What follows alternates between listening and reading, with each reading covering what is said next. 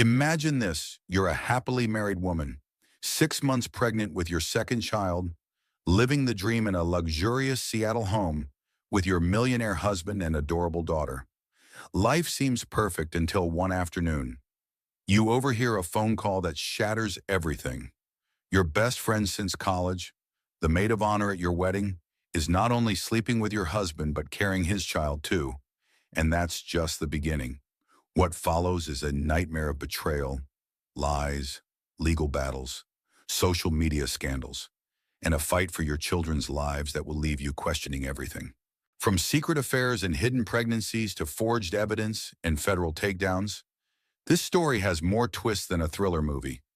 Will the betrayed wife lose it all or rise like a phoenix stick around? I promise you won't believe how it ends. If you're as hooked as I am, smash that like button, drop a comment with your wildest guess on the final twist, share this with a friend who loves drama, and subscribe for more jaw-dropping, true-inspired tales.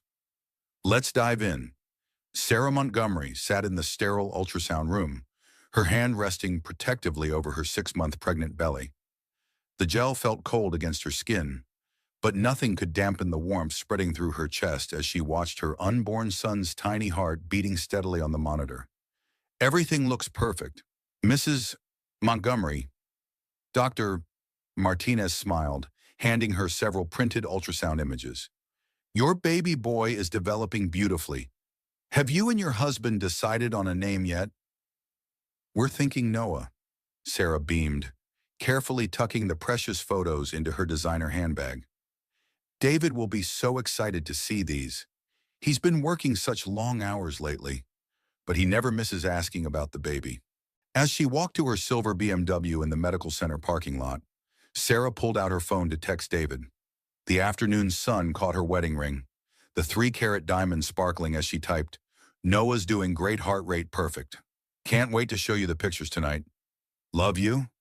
She waited for his usual immediate response, but her phone remained silent. David Montgomery, CEO of Montgomery Tech Solutions, was known for answering her messages within minutes, no matter how busy his schedule. Sarah glanced at the time, 3:30 in the afternoon. His calendar had been clear for the day. She remembered. A sudden impulse struck her. Why not surprise him at the office? She could show him Noah's photos in person, maybe convince him to take the afternoon off for a romantic dinner. After 12 years of marriage, these spontaneous moments had become rare, especially with 8-year-old Emma's soccer practices and school events filling their evenings. The drive to David's downtown Seattle office took 25 minutes through typical afternoon traffic. Sarah hummed along to the radio, occasionally glancing at the ultrasound photos on her passenger seat. Life felt perfect. A thriving marriage to a successful millionaire husband, a beautiful daughter, and now their second child on the way. Montgomery Tech Solutions occupied the top 3 floors of a gleaming 40-story building in the heart of the financial district. Sarah rode the private elevator to the executive floor, nodding to David's secretary, Mrs. Chen, who seemed surprised to see her. "Oh, Mrs. Montgomery. Mr. Montgomery is in his office, but he's on an important call. Should I let him know you're here?" "No need," Sarah smiled, holding up the ultrasound photos. "I'll just peek in quietly. Good news about the baby." Mrs. Chen's expression flickered with something Sarah couldn't quite identify. Concern, nervousness. But before she could analyze it further, Sarah was already walking toward David's corner office, her heels clicking softly on the marble floor. The door was slightly ajar. She could hear David's voice, low and intimate in a way that made her pause. He wasn't using his business tone. "Jessica, I can't keep doing this to Sarah," she heard him say. "But I can't stop thinking about you either. When I'm with her, I'm thinking about you. When I'm with you, I feel guilty about her." Sarah's breath caught in her throat. Jessica, as in Jessica Winters, her best friend since college, the same Jessica who had been the maid of honor at their wedding, who came to their house for dinner every Sunday, who helped plan Emma's birthday parties. She's 6 months pregnant. David, came Jessica's familiar voice through the speakerphone. "This complicates everything we've talked about. When are you going to tell her about us?" "After the baby comes," David replied. "I can't put that stress on her right now. The doctor said her blood pressure is already elevated. But Jess, I need to see you tonight. Can you meet me at our usual place?" Sarah's world tilted. The ultrasound photos slipped from her trembling fingers, scattering across the polished floor like fallen leaves. One image landed face up, showing Noah's tiny profile, his thumb near his mouth in peaceful innocence. The sound of the photos hitting the floor seemed to echo through the hallway. Sarah quickly knelt to gather them, her pregnant belly making the movement awkward. Her hands shook as she tried to process what she'd just heard. Her husband, her best friend, an affair. The office door suddenly opened wider, and David appeared, his phone still in his hand. His face went pale when he saw Sarah crouched on the floor, frantically collecting the ultrasound images. "Sarah, what are you doing here?" His voice was an octave higher than usual. She stood slowly, clutching the photos to her chest like armor. "I wanted to surprise you with these," she whispered, her voice barely audible. "Pictures of our son." David's eyes darted between her face and the photos, his expression cycling through shock, guilt, and something that looked almost like annoyance. "Honey, you should have called first. I'm in the middle of important business negotiations." "Business negotiations," Sarah repeated, finding her voice. "Is that what you call it when you're planning secret meetings with Jessica?" The color drained completely from David's face. Behind him, Sarah could see Mrs. Chen pretending to be busy at her desk, but her ears were clearly tuned to every word. "Sarah, you don't understand what you heard. Jessica and I are business partners now. She joined the company 6 months ago as vice president of marketing. We were discussing a difficult client situation." But Sarah had heard the intimacy in his voice, the longing when he said Jessica's name. This wasn't business. This was something much deeper, much more devastating. "I need to go," she managed, backing toward the elevator. "Emma gets out of school in an hour." "Sarah, wait, let me explain." But she was already gone, jabbing the elevator button with desperate urgency. As the doors closed, she caught a glimpse of David standing in his office doorway, his expensive suit rumpled, his face a mask of guilt and frustration. The elevator descent felt endless. Sarah stared at her reflection in the polished steel doors, seeing a stranger looking back, a pregnant woman with smeared mascara and the beginning of crow's feet around her eyes. When had she started looking so tired, so old in the parking garage? She sat in her car for 10 minutes, sobbing until her chest ached. The rain that had been threatening all day finally began, fat droplets hitting her windshield in a rhythm that matched her racing heart. She called her sister Maya, a pediatric nurse at Seattle Children's Hospital. "Maya, I think David is cheating on me." The words tumbled out between sobs. "With Jessica." "What, Sarah? Slow down. What happened?" Through broken sentences, Sarah explained what she'd overheard. Maya listened without interruption, her breathing growing heavier with each detail. "That son of a bitch," Maya finally said. "And with Jessica, after everything you've done for that woman, Sarah, you remember what happened on The Good Wife? Right? Alicia should have left Peter the first time, not wasted years trying to save a marriage to a man who didn't respect her."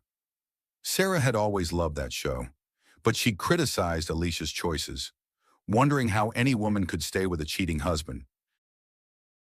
Now she understood the paralysis, the desperate hope that maybe it wasn't what it seemed. "What do I do?" "Maya, I'm 6 months pregnant. Emma's in second grade. Our whole life is built around David's success. Right now, you go home and take care of yourself and that baby. Don't confront him tonight when you're this upset. But Sarah, you need to know the truth. And if what you heard is real, you need to protect yourself financially. Men like David don't cheat without having an exit strategy."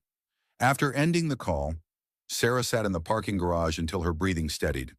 She had to pick up Emma from school, had to pretend everything was normal for a few more hours while she figured out how to handle this.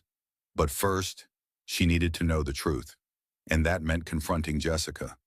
The drive to Jessica's luxury apartment building in Belltown felt surreal.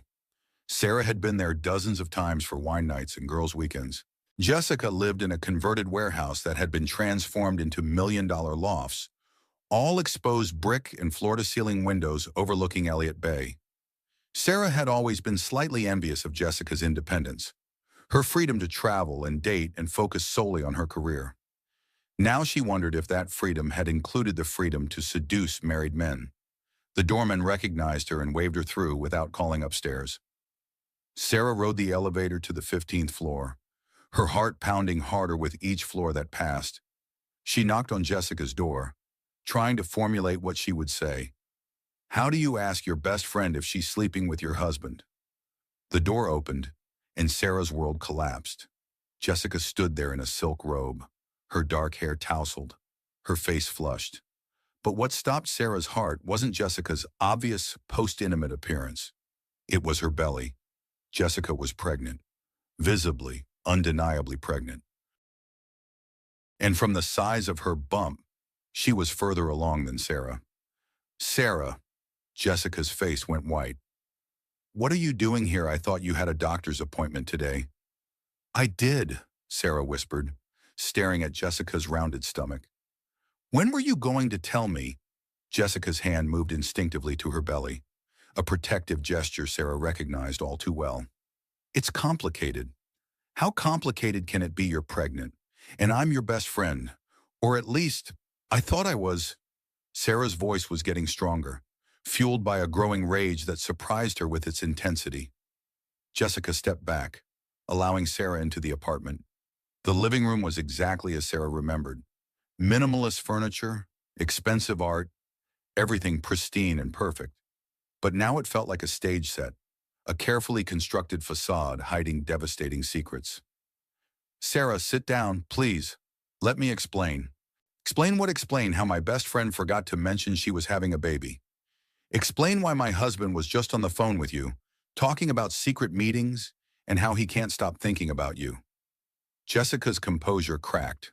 She sank into her white leather sofa, her hand still protectively covering her bump. You overheard that. Answer me, Jessica. How long have you been sleeping with my husband? The silence stretched between them like a chasm. Outside, the rain was coming down harder, the sound of it against the large windows filling the space where honesty should have been. Finally, Jessica raised her chin with a defiance that Sarah had never seen before. 18 months. 18 months. Sarah's brain struggled to process the timeline. 18 months ago, she'd been trying to convince David to have another baby. She'd been planning surprise romantic getaways, cooking his favorite meals, doing everything she could to reconnect with the man she'd married. And he'd been falling in love with someone else. And the baby, Sarah's voice was barely a whisper, is David's. The words hit Sarah like a physical blow. She doubled over, gasping for air as the full scope of the betrayal washed over her. Not only had her husband been cheating, not only had her best friend been lying to her for over a year, but they'd created a life together, a child that would forever bind them in a way that made Sarah feel utterly disposable. Sarah, breathe. Think about your baby. Don't, Sarah snapped, straightening up with effort. Don't you dare pretend to care about my baby when you've been planning to destroy his family for 18 months. Jessica stood up, her pregnancy making her movements careful and deliberate. She walked to her kitchen island where an expensive handbag sat open. From it, she pulled out a small jewelry box and opened it, revealing a diamond ring that made Sarah's engagement ring look modest. He bought this for me last month, Jessica said quietly. He's going to propose officially after your baby is born, and you've had time to adjust to being a single mother. Sarah stared at the ring, her mind reeling. He's already married, Jessica. To me. Not for much longer. Jessica's voice had taken on a cold edge that Sarah had never heard before. David isn't happy, Sarah. He hasn't been for years. He stays because he feels obligated, because of Emma and now this new baby. But he loves me. If he loves you so much, why hasn't he left me already? Jessica smiled, and it was a cruel expression that transformed her familiar features into something predatory. Because I told him not to. A man who abandons his pregnant wife looks terrible in divorce court, but a man whose wife discovers his affair and chooses to leave, that's different. That makes him look like the victim. The calculation behind it all hit Sarah like ice water. This wasn't a crime of passion, a moment of weakness that had spiraled out of control. This was a carefully orchestrated plan to destroy her marriage and steal her life. "You've been planning this," Sarah said, understanding flooding through her. "The whole time, every Sunday dinner at our house, every birthday party, every time you held Emma and told her how lucky she was to have such a wonderful family, you were planning to destroy it all." "I was planning to make David happy," Jessica corrected. "Something you obviously can't do anymore." Sarah looked around the apartment with new eyes. The expensive furniture, the designer clothes hanging in the open closet, the luxury car keys on the counter next to the latest iPhone. He's been paying for all this, hasn't he? The apartment, the clothes, the car. My husband has been funding your life while I clip coupons and worry about Emma's college fund. Jessica didn't deny it. Instead, she pulled out her phone and showed Sarah a series of text messages. Sarah recognized David's number immediately. "Can't wait to see you tonight. Sarah has book club, so I'll be there by 8. Booked us a table at Le Bernardin for tomorrow. Tell Sarah you're having dinner with your mother. The lawyer says we need to wait 6 more months after the baby comes. I know it's hard, but soon we'll be together openly." Sarah's legs gave out. She collapsed onto Jessica's marble floor, the cold stone shocking her system as her pregnant body struggled to process the emotional trauma. Every text message was a dagger. Every casual deception, a betrayal that cut deeper than she thought possible. From this angle, she could see under Jessica's couch where a man's sock had been forgotten. A sock she recognized because she'd given David the matching set for Christmas. "Sarah, get up. You're being dramatic." But Sarah couldn't move. The weight of the betrayal, the scope of the lies, the calculated cruelty of it all had paralyzed her. She thought about every evening David had come home late, every business trip he'd taken, every time Jessica had called with some crisis that needed immediate attention. How long had they been laughing at her? How many times had they made love and then discussed how naive, how trusting, how pathetic Sarah was? She thought about the self-help books on her nightstand, particularly Eat, Pray, Love. She'd read it twice, secretly wondering if she was missing something by being so devoted to her family. Elizabeth Gilbert had chosen herself, had walked away from a comfortable but unfulfilling life to find her true happiness. But Elizabeth Gilbert hadn't been 6 months pregnant. She hadn't had an 8-year-old daughter who adored her father. Sarah's phone rang, David's ringtone. Jessica gestured for her to answer it. "He's probably wondering where you are," Jessica said with false sympathy. "You should go home. Emma needs to be picked up from school." Emma, sweet, trusting Emma, who still believed her parents had the perfect marriage. Emma, who called Jessica Aunt Jess and begged for sleepovers at her apartment. With effort, Sarah pushed herself up from the floor. Her body ached, and she could feel stress radiating through her belly. The baby, Noah, moved restlessly, as if sensing his mother's distress. "This isn't over," Sarah said, surprised by the steadiness in her own voice. "Yes, it is," Jessica replied, her hand moving to her larger belly in a gesture that was clearly meant to remind Sarah who was winning this war. "David has already made his choice. The sooner you accept that, the easier this will be for everyone, especially Emma." Sarah left the apartment in a daze, Jessica's words echoing in her mind.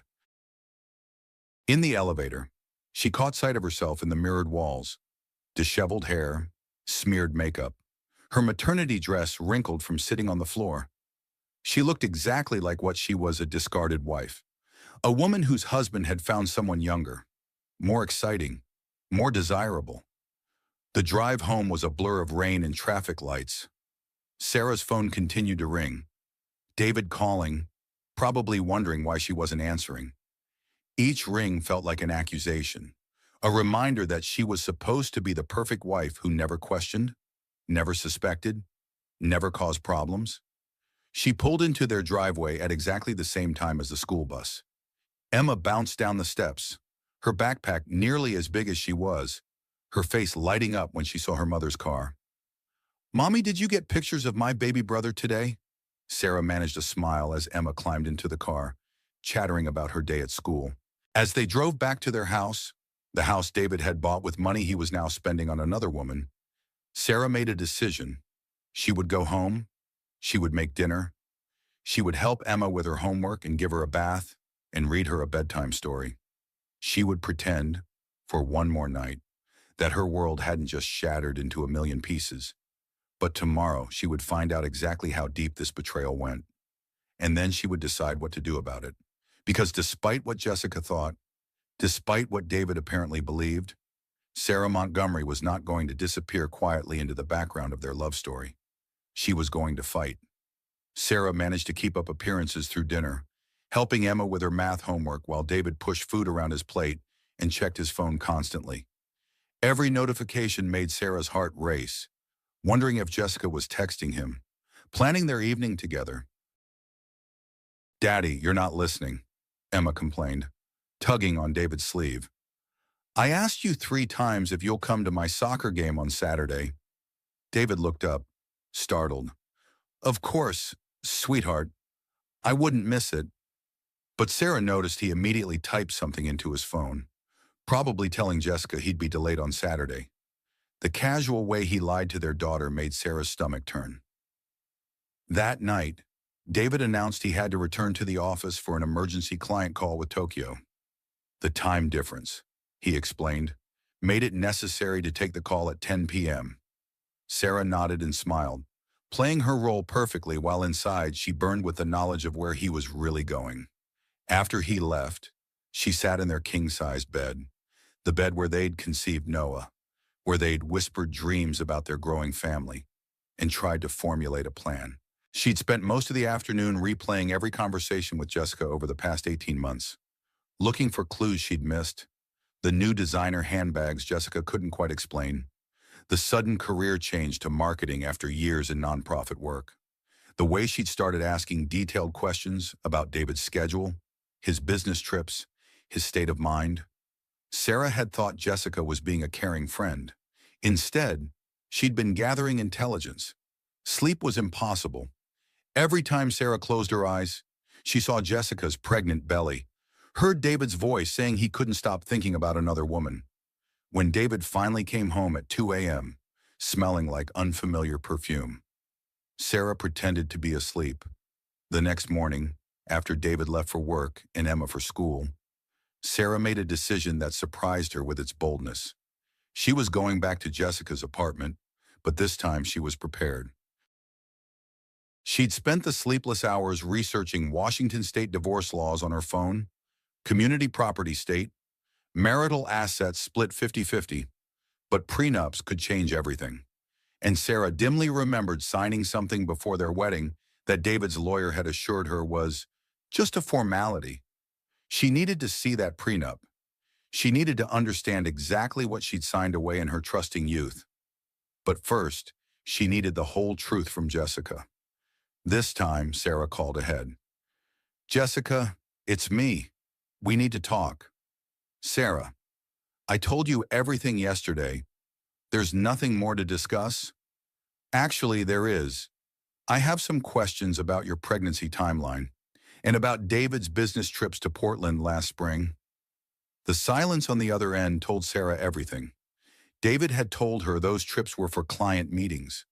But Portland was where Jessica's mother lived, where Jessica had been going for mysterious family emergencies that always seemed to coincide with David's travel schedule.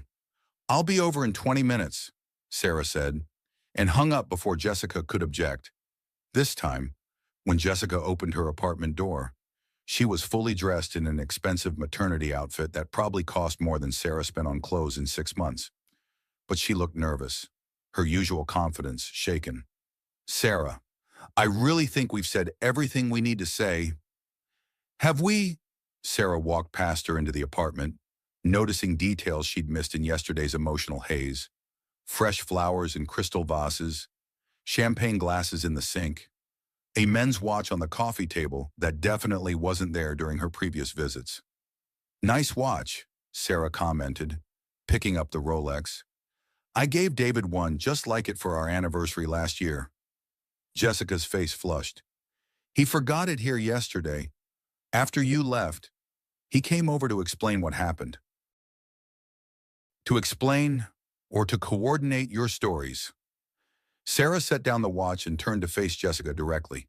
In the harsh morning light streaming through the floor-to-ceiling windows, her former best friend looked different, harder. The gentle, supportive woman Sarah had confided in for years was gone, replaced by someone calculating and cold. "How far along are you?" "Jessica. Really? I told you, it's complicated." "No, it's math. Simple math. You're showing more than I am, and I'm 6 months, which means you got pregnant before I did, which means David was already cheating when I told him I wanted another baby." Jessica moved to her kitchen island, putting distance between them. "Sarah, dwelling on timelines isn't going to change anything." "It changes everything." Sarah's voice rose, surprising them both. "It means that every conversation we had about me wanting another baby, every time I cried to you because David seemed distant, every time you consoled me and told me marriages go through rough patches, you knew exactly why he was distant, because he was with you." The mask finally slipped completely from Jessica's face. Gone was any pretense of friendship or sympathy. In its place was something that looked almost like satisfaction. "You want the truth. Sarah, fine. David came to me. He was miserable in your marriage, bored with your suburban housewife routine. When you told him you wanted another baby, he panicked. He said he felt trapped, suffocated by the perfect little life you'd built that made him feel dead inside." Each word was a calculated strike, designed to hurt as much as possible. Sarah felt them like physical blows, but she forced herself to stand straighter, to not give Jessica the satisfaction of seeing her crumble again. "So you decided to help him feel alive again." "I decided to show him what real passion looked like, what it felt like to be with a woman who wanted him, not just his paycheck and his presence at school plays." "And you got pregnant on purpose." It wasn't a question. Sarah could see the truth in Jessica's defiant expression. "Insurance," Jessica said simply. "David talks about leaving, but he's weak. He feels guilty about Emma, about disrupting her perfect little world. But a man will always choose the mother of his children, especially when that mother isn't clinging and desperate like you've become." Sarah walked to Jessica's refrigerator, where dozens of photos were held by expensive magnets. Pictures of David and Jessica at restaurants, on weekend trips, in intimate moments that looked like a relationship, not an affair. In every photo, they looked happy, relaxed, in love. There were no pictures of Sarah. "How long have you been in love with him?" Sarah asked quietly. "Since your wedding day." The admission hit Sarah like a physical blow. She remembered Jessica's maid of honor speech, how beautiful and heartfelt it had been, how Jessica had talked about the love between Sarah and David being inspiring, something to aspire to. "You stood up at our wedding and made a toast about true love while you were planning to steal my husband. I made a toast about a love I wanted for myself. I never planned for David to feel the same way about me. But when he did..." Jessica shrugged. "I wasn't going to let convention stop me from being happy." Sarah turned away from the photos, unable to look at David's face beaming at another woman while she'd been home, pregnant and trusting, planning their future together. "Show me the texts," she said. "What?" "You showed me some yesterday. I want to see all of them. I want to see exactly how you've been planning to destroy my family." Jessica hesitated, then pulled out her phone. "Why torture yourself?" "Because I need to know how stupid I've been." Jessica handed over the phone, and Sarah began scrolling through months of messages. What she found was worse than she'd imagined. It wasn't just an affair. It was a complete alternate life. Messages about house hunting in Vancouver, where they planned to move after the divorce, discussions about Emma's custody schedule and how to minimize Sarah's influence, plans for their new baby's nursery, complete with photos of expensive furniture and designer decorations. But the messages that hurt most were the casual cruelties. Sarah seems suspicious today. I think she's gaining weight from stress eating. She asked me why I've been so distant lately. I told her she's being paranoid because of pregnancy hormones. Sometimes I feel bad about Emma. She really loves her mom, but she'll adjust. Sarah's hands shook as she read David's casual dismissal of their daughter's feelings, his cold analysis of Sarah's emotional state. This wasn't the man she'd married, the father who cried when Emma took her first steps. Or maybe it was, and she'd never really known him at all. There's more, Jessica said quietly. Things you should probably know before David gets home tonight. She took the phone back and scrolled to a different conversation thread. This one was between Jessica and someone named Marcus Chen, David's business partner and CFO. Jesus, Jessica, this is financial fraud, Sarah whispered, reading messages about transferred funds, offshore accounts, and protecting assets from potential divorce settlements. David's been planning this for months. Sarah, the company restructuring, the new corporate accounts, even the timing of your pregnancy, it's all been carefully orchestrated to minimize what you'll be entitled to in the divorce. Sarah felt the room spinning.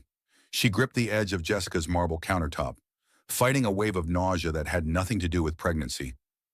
The prenup, she managed. Where's the prenup I signed? Jessica opened a drawer and pulled out a manila folder. David asked me to keep copies of important documents here, just in case. Sarah grabbed the folder with trembling hands. Inside was the prenuptial agreement she'd signed 12 years ago. Trusting and in love, and completely naive about protecting herself financially.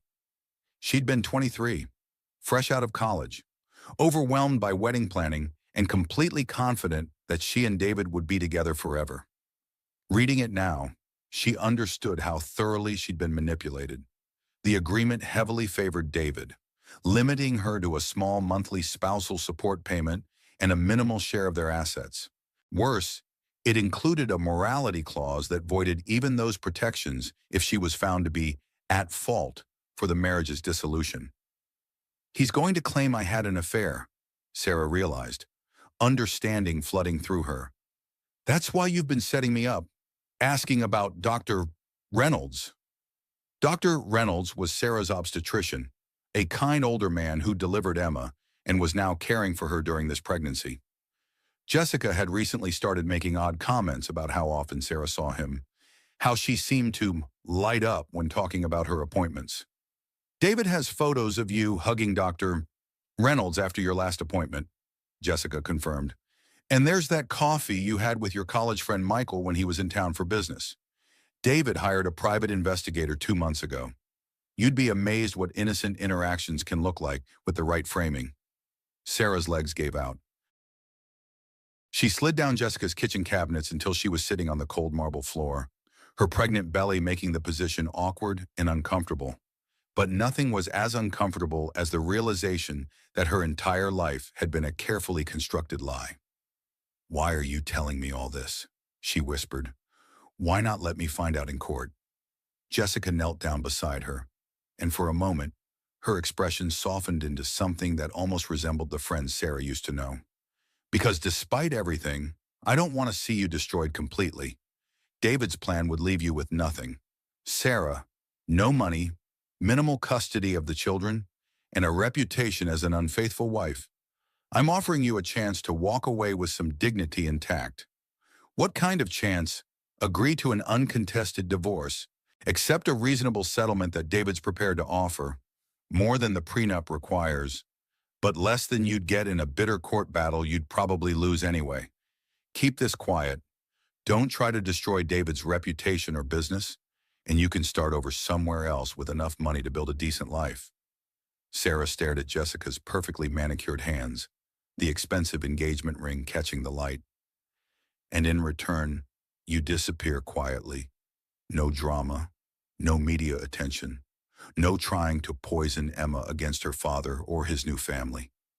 David gets to marry me without the scandal of abandoning a pregnant wife, and everyone moves forward. Everyone except me. You'll survive. Sarah, you're stronger than you think.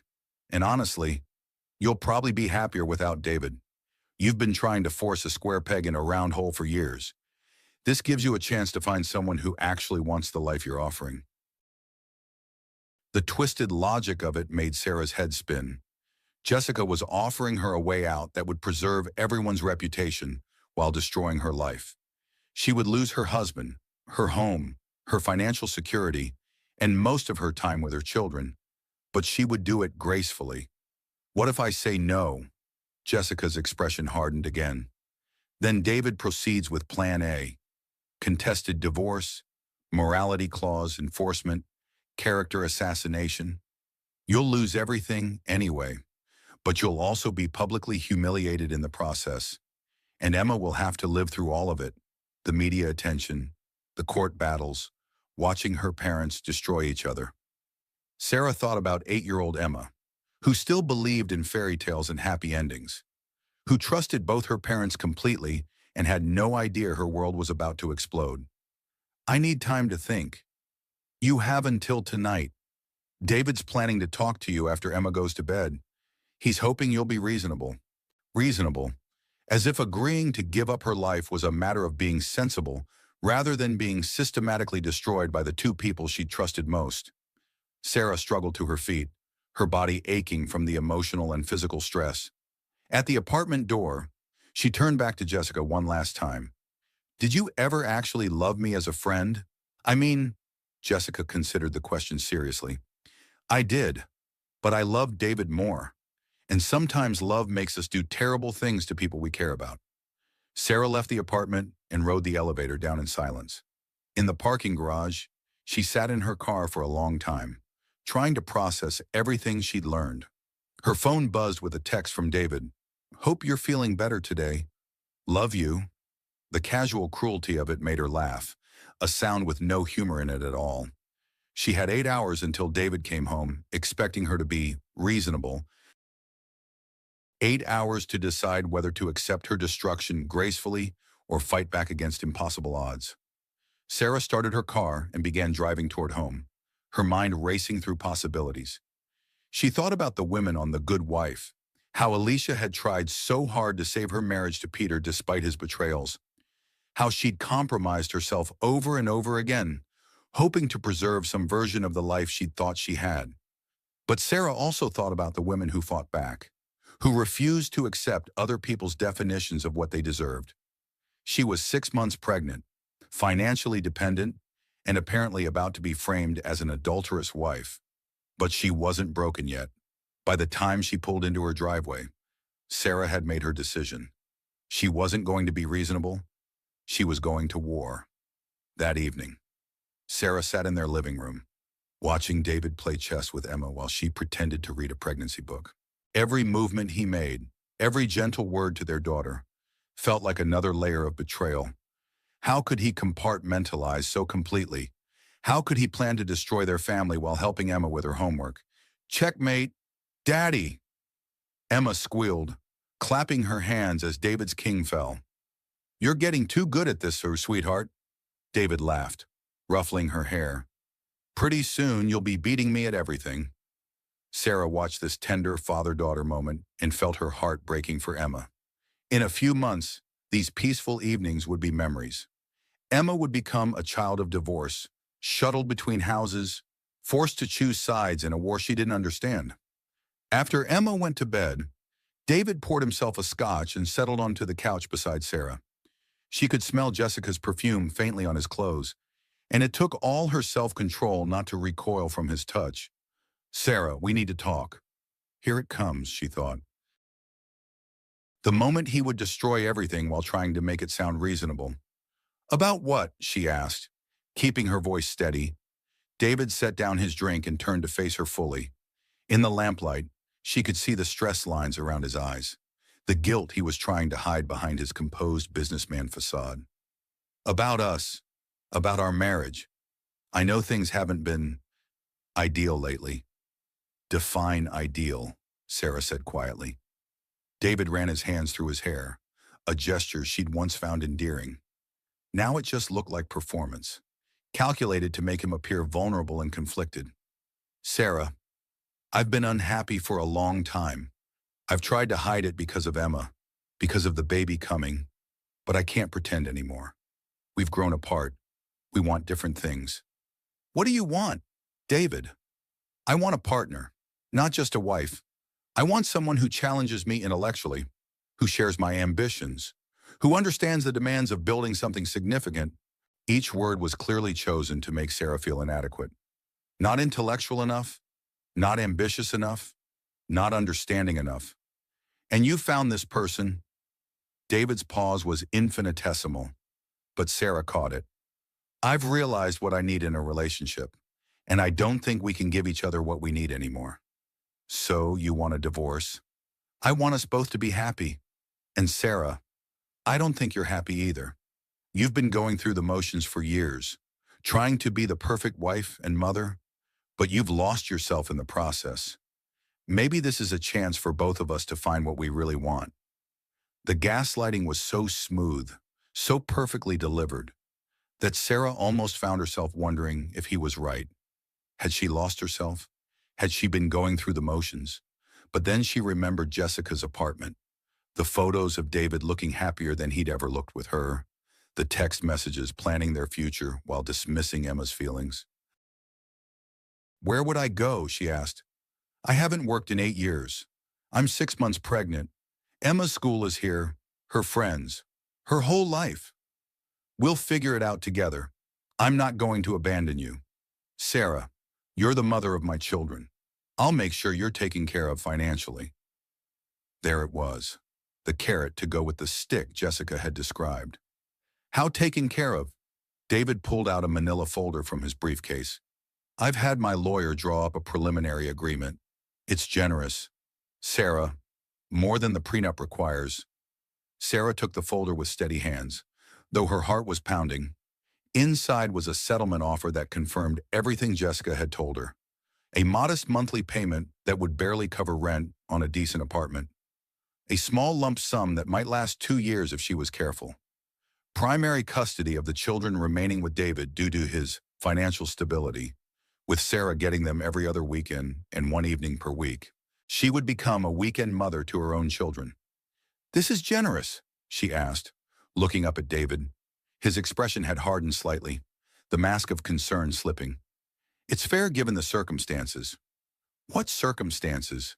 Sarah, I know about your inappropriate relationship with Dr. Reynolds and the coffee dates with old college friends. I've been trying to ignore it, hoping it was just pregnancy hormones making you act out. But stop! Sarah's voice cut through his practiced speech. Just stop! David blinked, clearly not expecting her to interrupt his carefully rehearsed narrative. You've been planning this for months, Sarah continued, standing up despite her pregnant belly making the movement awkward. Moving money around, building a case against me, setting me up to look like the bad guy, all while I've been planning our son's nursery and thinking about our future together. Sarah, you're being paranoid. The stress of pregnancy. I saw Jessica today. The words hung in the air between them like an explosion. David's face went completely pale, then flushed red as the implication sank in. What did you see Jessica about? She told me everything. David, about the 18 months, about her pregnancy, about your plans to move to Vancouver, about the private investigator and the offshore accounts. Everything. David stood up abruptly, beginning to pace the length of their living room. Sarah could see his mind racing, trying to figure out how much damage had been done, what could still be salvaged. Jessica is unstable, he said finally. She's been having fantasies about us having a relationship. I've been trying to let her down gently because she's a business partner, but she's clearly taken my kindness for something more. The lie was so bold, so complete, that Sarah almost admired its audacity. She showed me the texts, David, months of them, and the photos, and the watch you left at her apartment yesterday. David stopped pacing. For a long moment, He stared at Sarah with an expression she'd never seen before. Cold, calculating, completely devoid of the warmth she'd thought was genuine love. "Well," he said finally, his voice taking on a businesslike tone that chilled her, "I guess we're past the point of doing this amicably." Were we ever going to do this amicably, or was that just another lie? David walked to the window, looking out at their perfectly manicured lawn, the three-car garage, the swing set he'd installed for Emma 2 summers ago. "I tried to make this easy for you. Sarah, Jessica convinced me to offer you more than you're legally entitled to let you keep some dignity in this process. But if you want to fight, we can fight." "What does that mean?" He turned back to her, and she saw a stranger wearing her husband's face. "It means I have documentation of your erratic behavior over the past few months, your emotional instability, your inappropriate relationships with other men. It means I have financial records showing your irresponsible spending habits. It means I have testimony from people who've witnessed your parenting failures." Each accusation hit her like a physical blow. What parenting failures? Emma's grades dropping this semester, her complaints to the school counselor about mommy being sad all the time, the incident last month when you forgot to pick her up from soccer practice because you were having an emotional breakdown in a parking lot. Sarah remembered that day. She'd been at the grocery store when a wave of pregnancy hormones had overwhelmed her, leaving her crying in her car for 20 minutes. She'd been 15 minutes late picking up Emma, who hadn't seemed to mind because she was happily playing with friends. But in David's version, it became evidence of her unfitness as a mother. "You're going to use Emma against me. I'm going to protect Emma from an unstable home environment. Sarah, you've been depressed for months. Anyone can see it. You've isolated yourself from friends. You've gained excessive weight. You're constantly emotional and irrational. That's not a safe environment for children." The systematic destruction of her character was breathtaking in its thoroughness. David had been building this case against her, while she'd been completely oblivious, trusting him with her emotional vulnerabilities that he'd been cataloging as evidence against her. And Jessica, what happens to her in this narrative? Jessica is a successful businesswoman who's offered to help provide stability for Emma and the new baby. "She understands the demands of my career in a way that you never could. Because she's fucking you." The crude words shocked them both. Sarah had never spoken to David that way, had always been the perfect, understanding wife, even when she was frustrated or hurt. "That's exactly the kind of inappropriate language that shows your deteriorating mental state," David said coldly. "I'll be sure to mention it to my lawyer." Sarah felt the walls closing in around her. Every word she said, every emotion she displayed, was being weaponized against her. She was trapped in a system designed by her husband and his mistress to destroy her while making her look like the villain. "I want to see my own lawyer." "Of course, that's your right. But Sarah, think carefully about what you're doing. The settlement I'm offering now won't be available if this goes to court. And if we have to air all of this in public, think about what that will do to Emma. Think about what it will do to your reputation." There was the real threat. Not just financial destruction, but public humiliation. David was a respected businessman in Seattle. He had connections, influence, money to burn on the best legal representation. Sarah was a housewife who'd been out of the workforce for 8 years. "I need time to think." "Take all the time you need, but understand that every day you delay is another day of legal fees, another day of stress for everyone involved, another day that Emma has to live with tension and uncertainty." Even his generosity was a weapon. Even giving her time to decide was framed as him being reasonable while she was being difficult. After David went upstairs, claiming he had work emails to catch up on, Sarah sat alone in their living room surrounded by the debris of her shattered life. Wedding photos smiled down at her from the mantelpiece, mocking her with memories of a love that had apparently been an illusion. Her phone buzzed with a text from her sister Maya. "How are you feeling today? Want to come over for dinner tomorrow?" Sarah stared at the message, realizing she was about to lose more than just her husband and her home. Maya lived in a different social circle, had her own busy life as a single nurse. If Sarah became the bitter, divorced ex-wife, Would their friendship survive the awkwardness? Would Emma's friends' parents still invite her to birthday parties if there was scandal attached to their family name? She thought about the women in her book club, the mothers from Emma's school, the neighbors who'd been friendly acquaintances for years. In David's version of events, she would become the unstable woman who'd driven away a good man with her mental health issues and inappropriate behavior. The isolation had already begun. She realized, over the past few months, as David had been documenting her erratic behavior, she'd been pulling away from social connections, partly because of pregnancy fatigue, partly because of a growing sense that something was wrong in her marriage, but mostly because David had been subtly discouraging her friendships. You don't need to go to book club this month, do you? You seem tired. Maybe skip Emma's school fundraiser this year. You've been so stressed lately. Why don't you stay home tonight? I'll handle the neighborhood barbecue.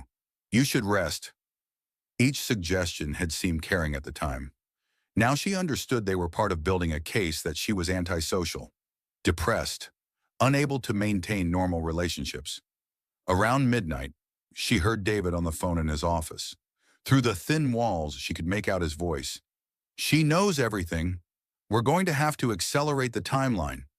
Sarah crept closer to the door, her pregnant belly making stealth difficult. No, don't worry about the money. It's already transferred. She can't touch the offshore accounts even if she finds out about them. The company restructuring is complete.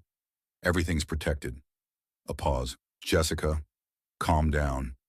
Yes, it's messier than we planned, but the outcome will be the same. Trust me.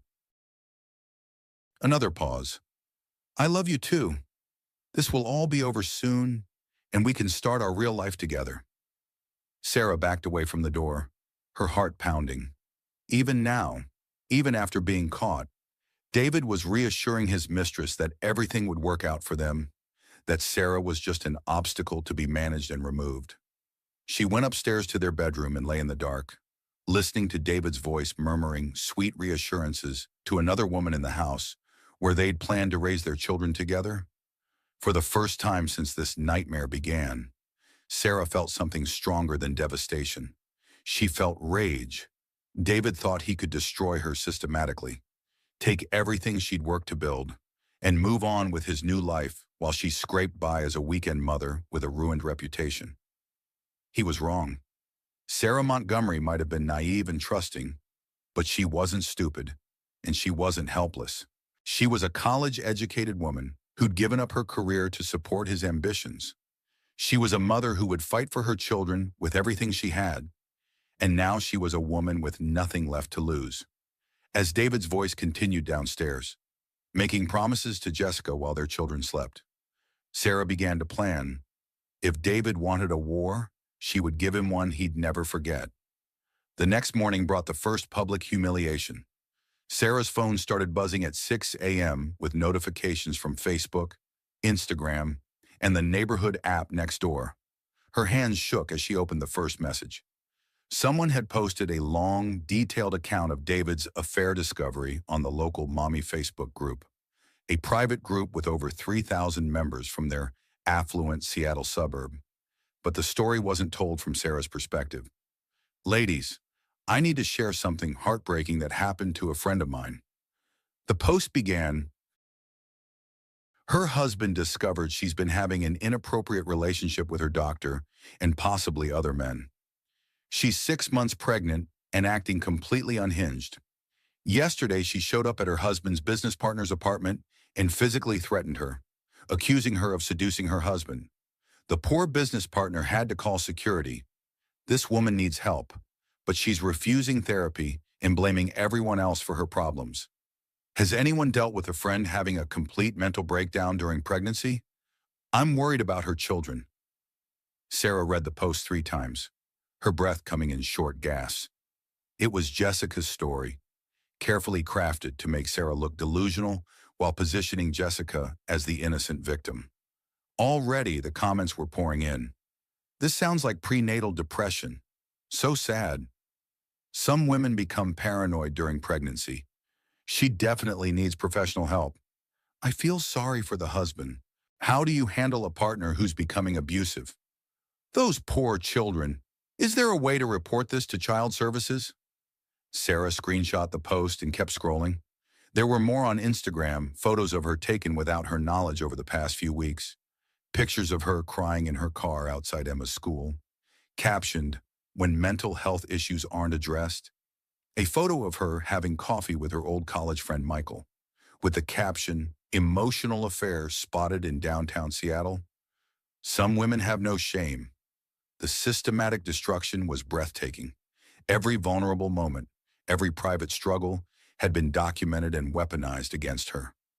The comments on these posts were even crueler. "She looks unhinged in every photo. That poor man.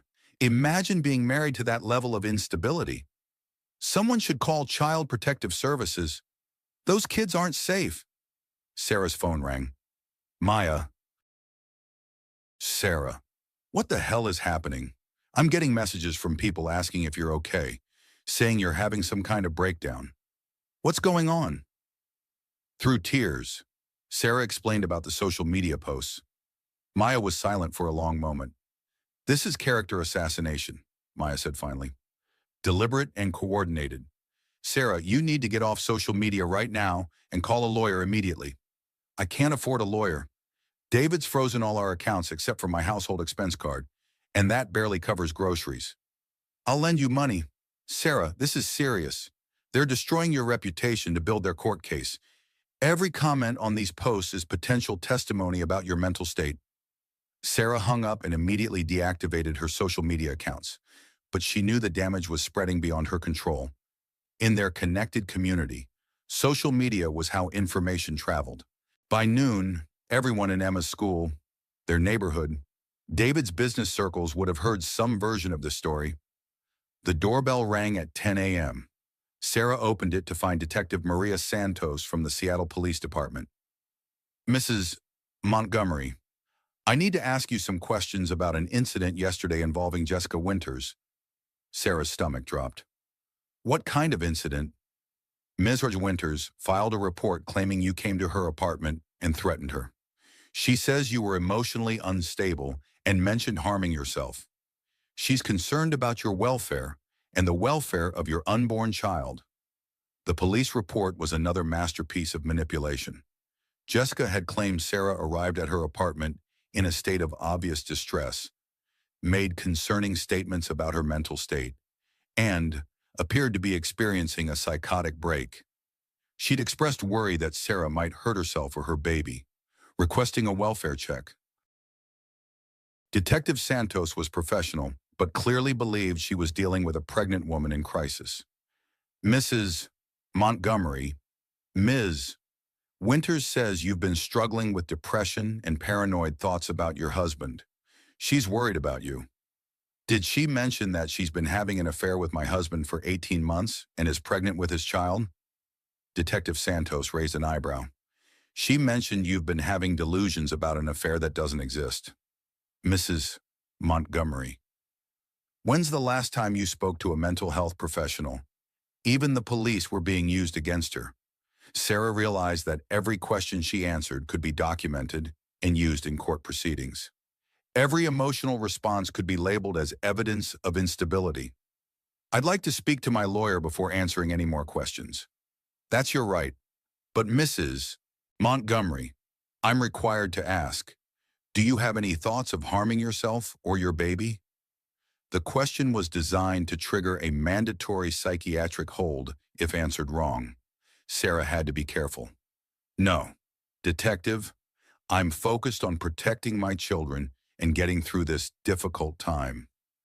After Detective Santos left, Sarah's phone started ringing continuously.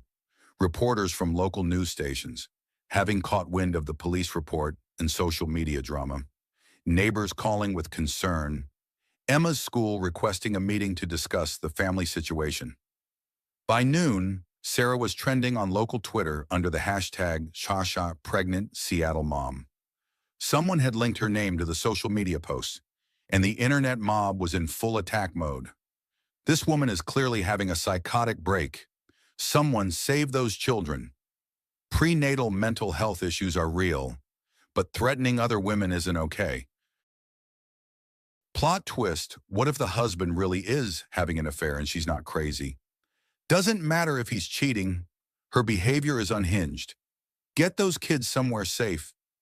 Sarah sat in her living room, 8 months pregnant, and watching her reputation disintegrate in real time. Every cruel comment, every shared post, every online judgment was potential evidence in David's custody case.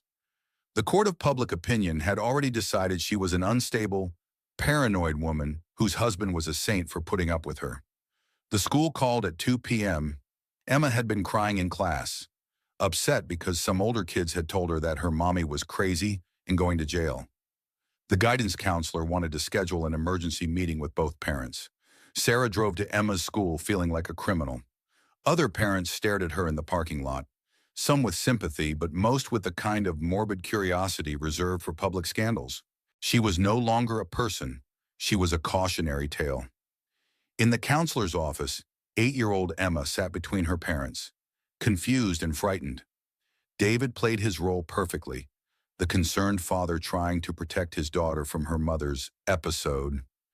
Emma, honey, sometimes when mommies are having babies, they get very tired and confused, David explained gently. Mommy isn't feeling well right now, but we're going to help her feel better. Is mommy sick? Emma asked, looking between her parents with wide and scared eyes. Sarah wanted to scream, to tell Emma that daddy was lying, that mommy wasn't sick but was being hurt by people who were supposed to love her. But she could see the school counselor taking notes, could feel David watching for any sign of inappropriate behavior that could be used against her. Mommy is just going through a hard time, Sarah managed. But I love you very much, and I'm going to be okay. Mrs. Montgomery, the counselor said carefully. We're concerned about Emma's emotional well-being during this difficult period. Some of the other children have been asking questions about things they've heard. We want to make sure Emma feels supported at school. Translation: everyone knows about the scandal, and we're watching to see how it affects your daughter. After the meeting, David drove Emma home while Sarah sat in her car in the school parking lot, sobbing until she couldn't breathe. Other parents walked past her car, some pointing, others looking away in embarrassment. She'd become the crazy pregnant lady, the unstable woman having a public breakdown. Her phone buzzed with a text from an unknown number. This is just the beginning. Accept David's offer before it gets worse. A friend. Jessica. Still pulling strings. Still controlling the narrative. That evening, after Emma was in bed, David sat across from Sarah at their kitchen table with revised divorce papers. The offer's changed, he said simply. Given today's developments, my lawyer feels we need to accelerate the timeline and adjust the terms. The new settlement was devastating. Even less money, even less time with the children, and a new clause requiring Sarah to undergo psychological evaluation and counseling before any custody arrangement could be finalized. You're using Emma's confusion against me, Sarah said quietly. I'm protecting Emma from further trauma. Sarah, look what happened today. You're falling apart publicly, and it's affecting our daughter. This has to stop.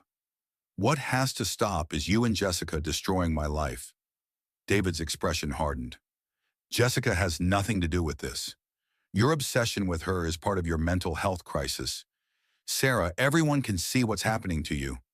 Your own sister called me today asking if you needed to be hospitalized. Sarah's blood ran cold. Maya called you. She's worried. Everyone's worried.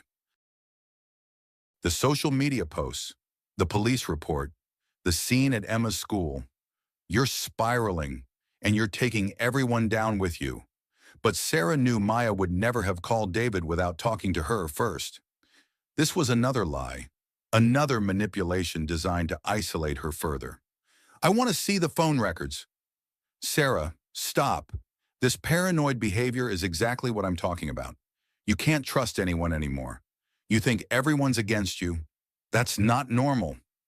The gaslighting was so complete, so expertly done, that Sarah found herself questioning her own memories. Had Maya really seemed supportive that morning? Had the detective really looked at her with suspicion? Was she becoming paranoid? Or was she finally seeing clearly? Her phone buzzed with another social media notification before she could turn it off completely. Someone had posted a photo of her crying in the school parking lot that afternoon, with the caption, "Local mom's very public breakdown." Prayers for those children? The image had already been shared hundreds of times, each share adding more comments about her mental state, her fitness as a mother, her husband's patience in dealing with such instability. Sarah walked upstairs to Noah's nursery, the room she'd spent months decorating with such hope and excitement, the crib David had assembled, the rocking chair where she'd planned to nurse their son, the mobile with its dancing elephants. All of it would soon belong to someone else, to Jessica's vision of their perfect new family. She sat in the rocking chair, her hands on her belly, feeling Noah moving restlessly as if sensing his mother's distress. "I'm going to fight for you," she whispered. "I don't know how, but I'm going to fight." But as she sat in the darkening nursery, surrounded by reminders of the life she was losing, Sarah faced the terrifying possibility that the fight might already be over. In the court of public opinion, she'd already lost. In the actual court system, with her reputation in ruins and her husband's wealth and connections arrayed against her, what chance did she have for the first time since this nightmare began? Sarah wondered if David and Jessica were right. Maybe she should take whatever settlement they offered and disappear quietly. Maybe that would be better for Emma, better for Noah, better for everyone. Maybe she really was becoming the unstable, paranoid woman they'd painted her to be. But then Noah kicked hard against her ribs, as if reminding her that he was counting on her to be strong. And Sarah remembered something her college psychology professor had said about gaslighting when you start questioning your own sanity. That's often when you're thinking most clearly. She wasn't crazy. She was being systematically destroyed by people who wanted to erase her from their perfect narrative. And she wasn't going to let them. Tomorrow, she would start fighting back. Tonight, she would plan how to reclaim her story before it was too late. 3 weeks later, at 36 weeks pregnant, Sarah woke at 4 a.m. to contractions that felt different from the Braxton Hicks she'd been experiencing. She lay in bed timing them, hoping they would subside, but they grew stronger and more regular. "David," she whispered, shaking his shoulder. "I think I'm in labor." He stirred but didn't fully wake. Over the past weeks, he'd been even more distant, often staying out late for business meetings that Sarah knew were dates with Jessica. He came home smelling like perfume and guilt, barely making eye contact with her. "David, I need to go to the hospital." This time he sat up, immediately alert. "Are you sure it's early?" The contractions are 5 minutes apart and getting stronger. David was already reaching for his phone, but instead of calling their doctor, he was checking his messages. Sarah saw Jessica's name light up his screen before he quickly turned it away. "I'll get dressed and take you to the hospital," he said, but his tone was distracted, reluctant. In the car, between contractions, Sarah tried calling Dr. Martinez's emergency line while David drove in silence. When she couldn't reach the doctor immediately, panic began to set in. "David, something's wrong. The baby's not supposed to come yet. Premature babies do fine at 36 weeks, he said. But he wasn't looking at her. His phone was buzzing constantly with notifications he kept checking at red lights. At the hospital, Sarah was quickly admitted to the labor and delivery unit. The contractions were real, strong, and progressing rapidly. The attending physician, Dr. Kim, examined her and confirmed she was in active labor. "We're going to need to monitor the baby closely due to the early arrival," Dr. Kim explained. "Mrs. Montgomery, is this your first premature birth?" "Yes," Sarah gasped between contractions. "My daughter was full term. Is the baby going to be okay? Babies born at 36 weeks typically do very well, but we'll have the NICU team on standby just in case." Sarah looked around the delivery room, realizing David wasn't there. A nurse confirmed he'd stepped out to make an important phone call and would be back shortly. Her labor progressed quickly. Too quickly for comfort, too quickly for David to return. too quickly for anything except focusing on bringing her son safely into the world. Maya arrived after Sarah's frantic phone call, squeezing her hand through the worst contractions. "Where's David?" Maya asked, looking around the empty room. "I don't know," Sarah sobbed. "He said he'd be right back, but that was an hour ago." At 2:17 p.m., Noah David Montgomery was born weighing 5 pounds, 8 ounces. He was small but healthy, crying lustily as the doctor placed him on Sarah's chest. In that moment, holding her son for the first time, nothing else mattered. Not David's absence, not the divorce proceedings, not the social media scandal, only this perfect little person who depended on her completely. "He's beautiful." "Sarah," Maya whispered, tears streaming down her face. "Look at those lungs on him." Noah had Sarah's dark hair and what looked like David's nose.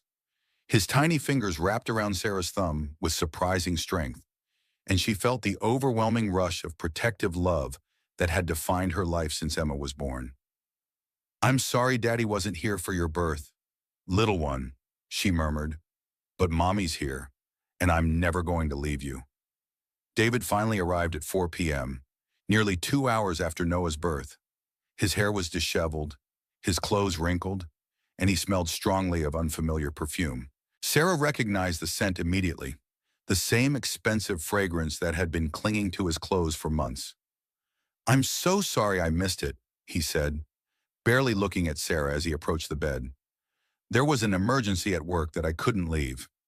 But his attention was immediately focused on Noah, and for a moment, Sarah saw genuine emotion cross his face. Whatever else David had become, seeing his son seemed to crack through his cold facade. "He's perfect," David whispered, gently touching Noah's tiny hand. "So small, but perfect." For a brief, foolish moment, Sarah allowed herself to hope. Maybe this would change everything. Maybe holding his son would remind David of what really mattered, of the family they'd built together. "He looks like you," Sarah said softly. David looked at her directly for the first time in weeks, and she saw something that might have been regret in his eyes. "Sarah, I—" His phone buzzed loudly in the quiet room. Jessica's name flashed on the screen again. David glanced at it, then back at Sarah, and she watched the moment of vulnerability disappear. "I should take this. It's about the Patterson contract." He stepped into the hallway, leaving Sarah alone with Noah and Maya. Through the partially open door, Sarah could hear fragments of his conversation. "No, everything's fine. Yes, he's healthy. I know this complicates things, but we stick to the plan. Tonight, Jessica, I don't think that's appropriate." "Okay, but just for a few minutes." Maya's face was stone cold with fury.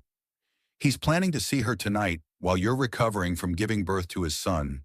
Sarah closed her eyes, feeling the brief hope crumble into dust. Even Noah's birth couldn't compete with David's obsession with Jessica. Their son was hours old, and David was already prioritizing his mistress over his family. When David returned, he seemed agitated and distracted. "Sarah, I need to go handle some urgent business matters. You'll be here overnight for observation anyway." "It's Saturday evening." "David, what business matters? The Patterson deal is falling apart. I need to meet with the team to salvage it." The lie was so casual, so effortless, that Sarah marveled at how she'd ever believed anything he said. "Will you come back later tonight?" "I'll try, but it might be very late. You should rest. Maya can stay with you." He kissed Noah's forehead gently, gave Sarah a perfunctory peck on the cheek, and was gone, leaving his wife and hours-old son alone in the hospital while he ran to comfort his pregnant mistress. "I can't believe him," Maya said after David left. "Sarah, this is beyond heartless. Who abandons their wife in the hospital after she gives birth?" But Sarah was numb to David's cruelties now. She'd expected this. In a way, his absence was almost easier than his presence would have been, with all its pretense and lies. That night, as Sarah tried to sleep between Noah's feedings, she heard nurses whispering in the hallway. Something about another baby born this week, and what a coincidence, and The fathers have the same last name. Her blood turned to ice.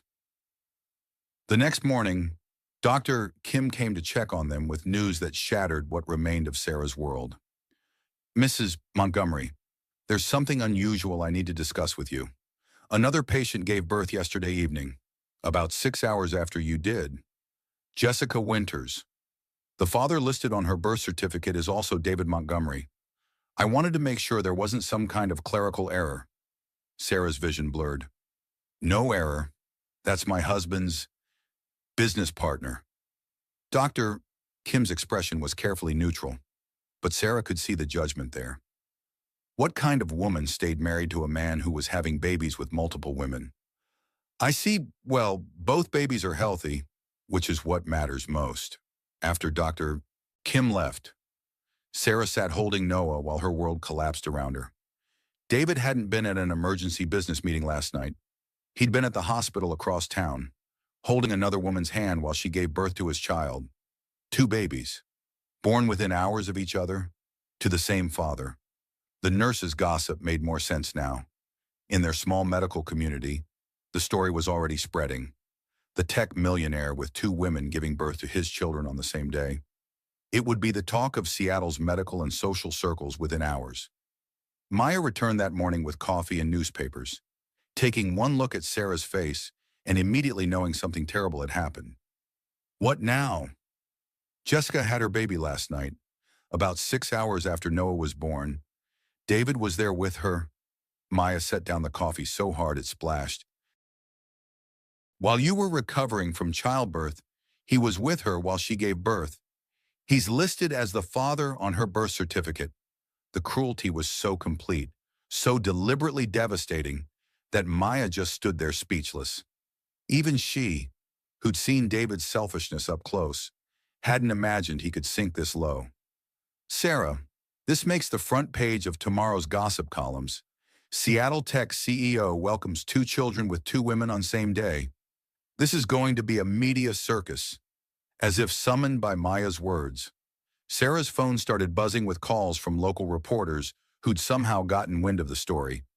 The unusual situation, 2 babies born to the same father within hours, was exactly the kind of salacious news that sold papers and drove website clicks.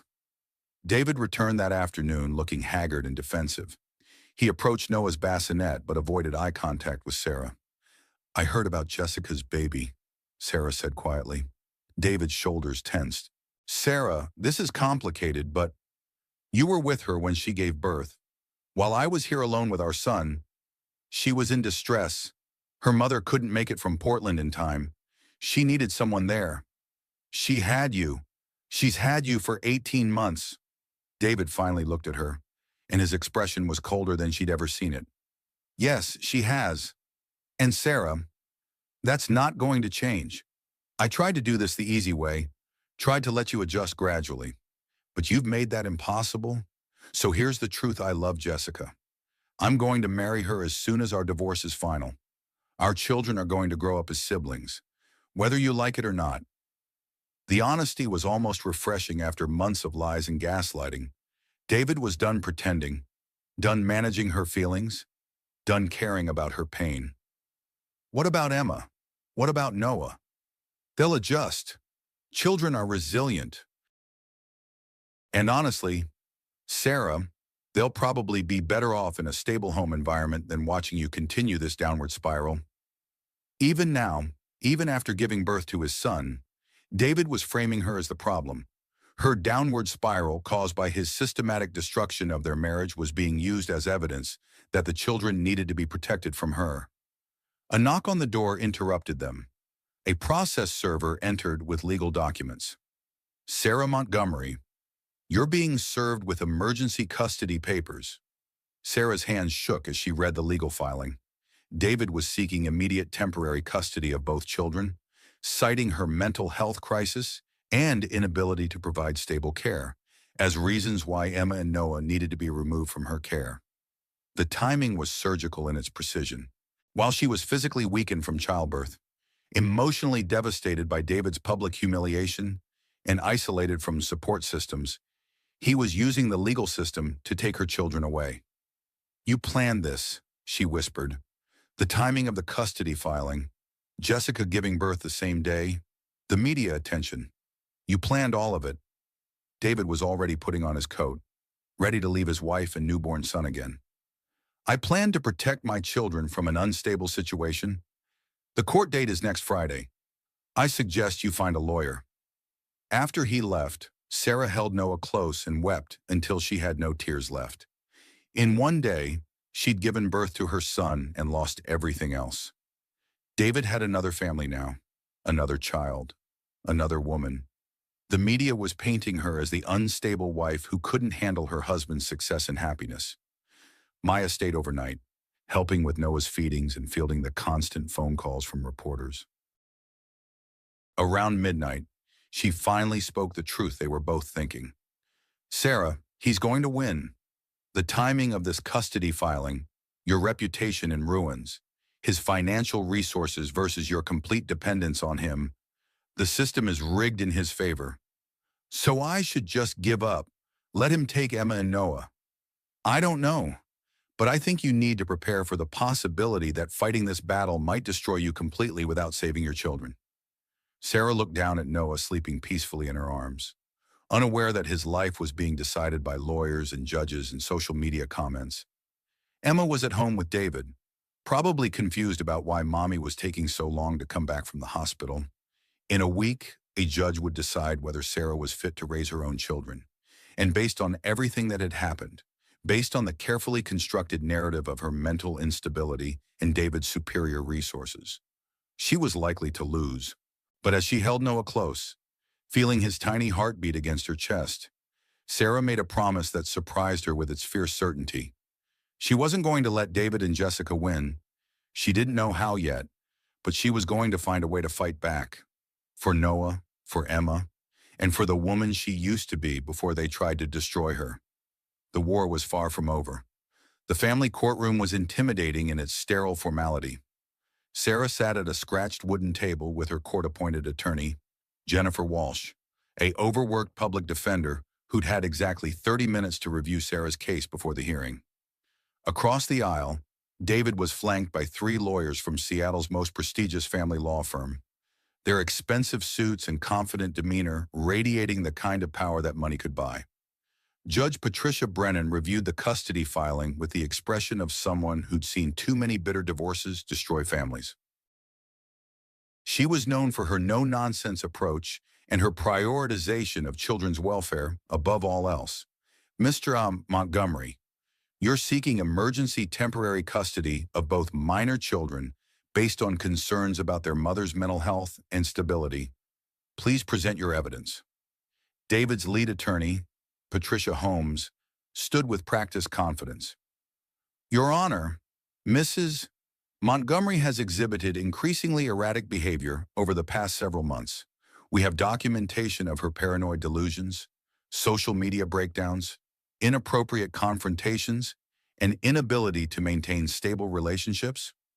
Sarah watched in horror as her life was dissected and presented as evidence of her unfitness. The social media posts about her breakdown, photos of her crying in public, police reports about her threatening Jessica, Emma's school counselor's notes about her daughter's declining academic performance and emotional distress. Furthermore, Your Honor, Mrs. Montgomery has been neglecting her parental responsibilities. She forgot to pick up her daughter from school, has been emotionally absent, and her 8-year-old child has been expressing concerns to school officials about her mother's behavior. Jennifer Walsh stood to object. Your Honor, my client has been dealing with the stress of discovering her husband's 18-month affair with her former best friend. Any emotional distress is understandable given the circumstances. Objections sustained. But Mrs. Walsh, your client's emotional state is exactly what we're here to evaluate, Judge Brennan replied. Holmes continued her systematic destruction. Mrs. Montgomery has also exhibited signs of prenatal and postpartum depression, including social isolation, weight gain, crying episodes, and paranoid thinking. She's refused recommended psychological counseling and has been unable to maintain the stable home environment these children need. Each accusation was technically true but stripped of context. Yes, Sarah had been isolated because David had been systematically discouraging her friendships while building his case against her. Yes, she'd been emotional because she'd been discovering that her entire life was a lie. Yes, Emma's grades had declined because her father was planning to destroy her family. Your Honor, Holmes concluded, Mr.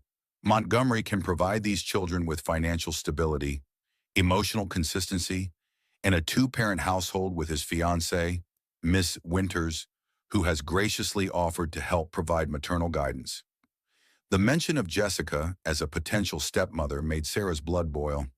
The woman who'd systematically destroyed her family was now being presented as the stable maternal figure her children needed. When it was Jennifer's turn, she did her best with limited resources and preparation time. Your Honor, Mrs. Montgomery is a devoted mother who has been the primary caregiver for both children throughout their lives. Her recent emotional distress is directly related to discovering her husband's affair and his attempts to manipulate the divorce proceedings. But Jennifer didn't have the documentation, the witnesses, or the resources to counter David's well-prepared case. She couldn't prove the affair's timeline, couldn't demonstrate the coordinated campaign to destroy Sarah's reputation, couldn't show how David had been moving assets to gain advantage in the divorce. Mrs. Montgomery, I'd like to hear from you directly, Judge Brennan said. Can you explain your recent behavior and how you plan to provide stability for your children? Sarah stood on shaking legs, acutely aware that her next words could determine whether she lost her children forever. Your Honor, I've made mistakes during this difficult time, but I've never stopped loving my children or prioritizing their welfare. My husband's affair and the way it was revealed to me was devastating, and I admit I didn't handle it perfectly, but I'm committed to getting whatever help I need to be the best mother possible. Mrs. Montgomery, are you currently receiving psychological counseling? No, Your Honor, not currently. Why not, given the stress you've been experiencing? Sarah hesitated, knowing that any answer could be used against her. If she said she didn't need counseling, she looked like she was in denial. If she said she couldn't afford it, she looked like she was making excuses. I've been focused on caring for my newborn son and managing the immediate crisis, but I'm open to counseling if it would help. Judge Brennan made notes, her expression unreadable. Mr. Montgomery, I understand you're willing to facilitate counseling for your wife. David stood, the picture of reasonable concern. Yes, Your Honor. I've been encouraging Sarah to seek help for months. I'm happy to pay for the best care available. Even his generosity was a weapon. Even offering to help was framed as evidence of his superiority as a parent and provider. Mrs. Montgomery, what's your current living situation? I'm living in the family home with my 8-year-old daughter Emma and my newborn son Noah. And your employment status? I've been a full-time mother and homemaker for the past 8 years. So you're currently financially dependent on your husband. The question hung in the air like a trap. Yes, Your Honor. Judge Brennan reviewed her notes, the silence stretching painfully long. Finally, she looked up with the expression of someone about to deliver difficult news. This is a complex situation involving serious allegations about both parents' fitness. However, the immediate welfare of the children must be my primary concern. Sarah's heart stopped. I'm ordering temporary custody to remain with Mr. Montgomery, with supervised visitation for Mrs. Montgomery pending psychological evaluation and counseling. The words hit Sarah like physical blows. Supervised visitation, with her own children, she would become a stranger in their lives, someone who needed to be watched to ensure she didn't harm them. Mrs. Montgomery, you'll have supervised visits with both children for 2 hours, 3 times per week, at the designated Family Services Center. You must begin counseling immediately and submit to psychological evaluation within 30 days. Your Honor, Jennifer stood quickly. What about breastfeeding, Mrs. Montgomery's infant son is only 1 week old and exclusively breastfeeding? Judge Brennan paused. clearly not having considered this biological reality. The infant may remain with Mrs. Montgomery during the day for feeding purposes, but overnight custody remains with Mr. Montgomery. Sarah nearly collapsed. Noah would be taken from her every evening, disrupting his sleep schedule and their bonding, but she would be expected to provide breastfeeding services like some kind of biological function, rather than a mother caring for her child. This arrangement will be reviewed in 30 days based on Mrs. Montgomery's progress with counseling and the results of her psychological evaluation. Court is adjourned. As the judge left, Sarah sat in stunned silence while David's legal team packed up their files with the satisfaction of a job well done. David himself approached her table, his expression a mixture of satisfaction and what might have been genuine regret. "Sarah, this is for the best. The children need stability right now, and you need help. Once you get the counseling you need, we can revisit the arrangement." Even now, even after taking her children away, David was framing this as being done for her benefit, as if destroying her family was really an act of love and concern. "When do I get Emma and Noah?" Sarah asked Jennifer, her voice barely audible. "Tomorrow at 2 p.m., 2 hours. A social worker will supervise the visit to ensure it goes smoothly." That night, Sarah sat alone in the family home that would soon be sold as part of the divorce settlement. Emma's stuffed animals were gone. David had packed up her things while Sarah was at the custody hearing. Noah's nursery was empty except for the furniture. All his clothes and supplies moved to David's temporary apartment. Her children were sleeping in a strange place, without her, on their first night of court-ordered separation. Emma was probably confused and frightened, wondering why Mommy couldn't come home with them. Noah was probably crying for the comfort of nursing, only to be given a bottle by strangers. Maya came over with Chinese takeout and found Sarah sitting in Noah's empty nursery, staring at the mobile that still played its gentle lullaby. "I'm so sorry, Sarah. This is unbelievably unfair. I have to see my own children by appointment now.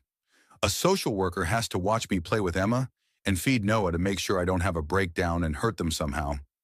This is temporary. You'll get them back." But Sarah wasn't sure anymore. David's case had been so thorough, so well prepared, so convincing in its portrayal of her as an unstable woman who needed to be managed and contained.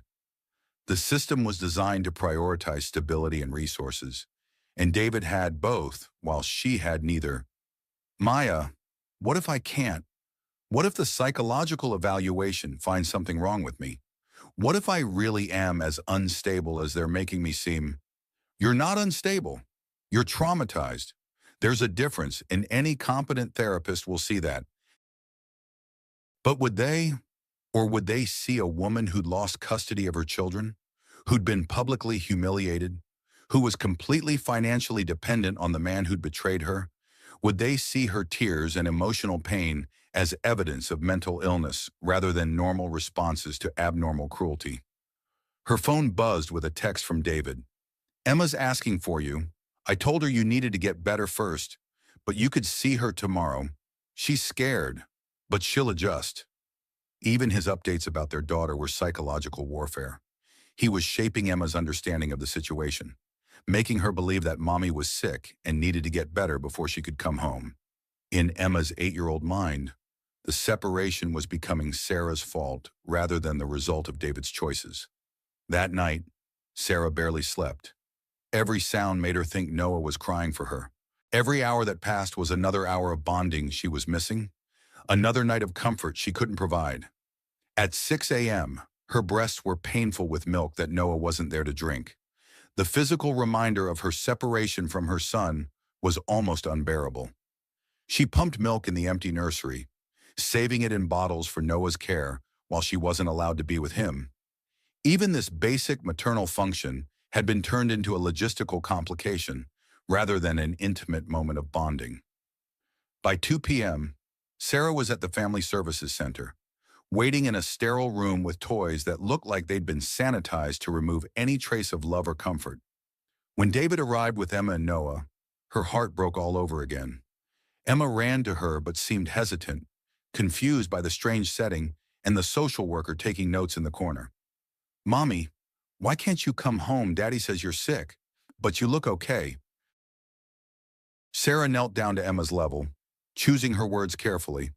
Everything she said would be documented and potentially used against her in the next hearing. "Mommy's going through a difficult time, sweetheart, but I'm getting help, and I love you so much. Nothing will ever change that. When can you come home?" "I don't know yet, but we're going to figure it out." Sarah held Noah close, feeling his small body relax against her as she nursed him.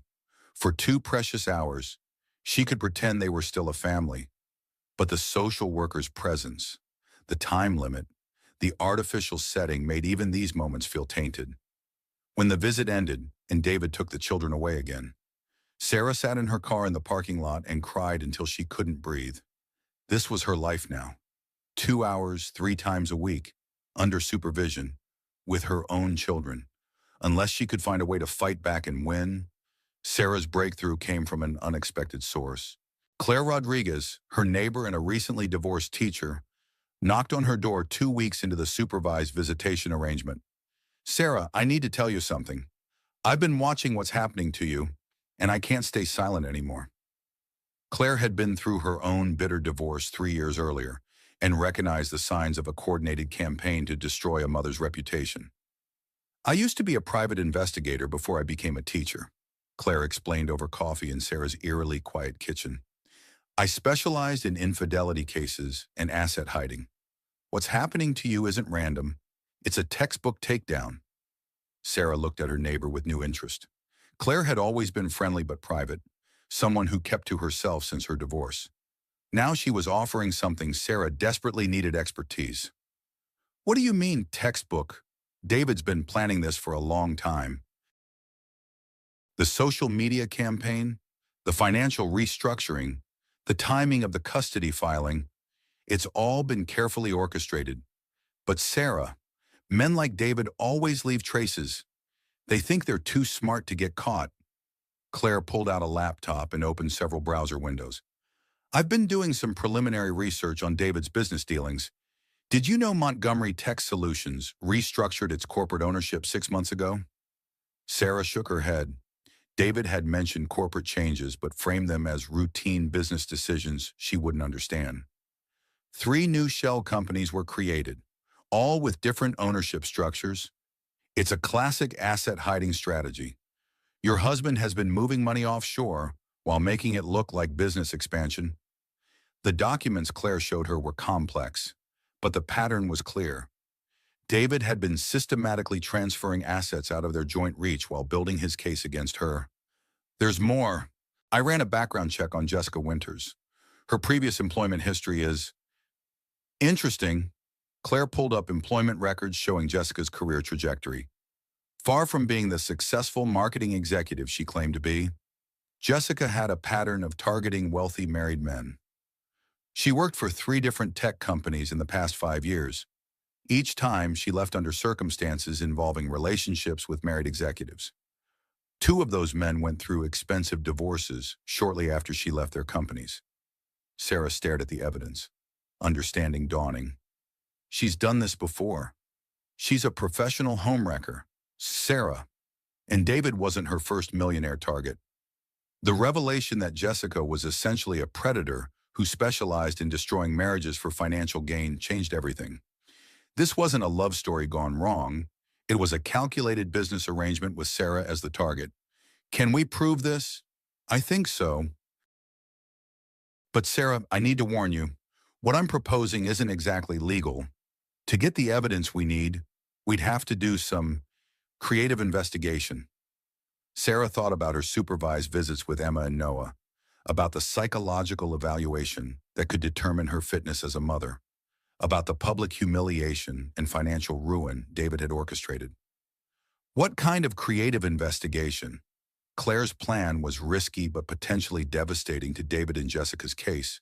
She would use her private investigator contacts to trace the financial transfers, document Jessica's pattern of targeting married men, and most importantly, prove that David had been planning the divorce long before Sarah discovered the affair.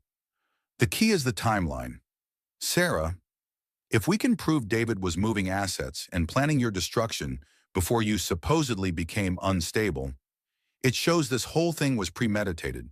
Over the next week, while Sarah attended her court-mandated counseling sessions and endured supervised visits with her children, Claire worked her contacts in the private investigation community.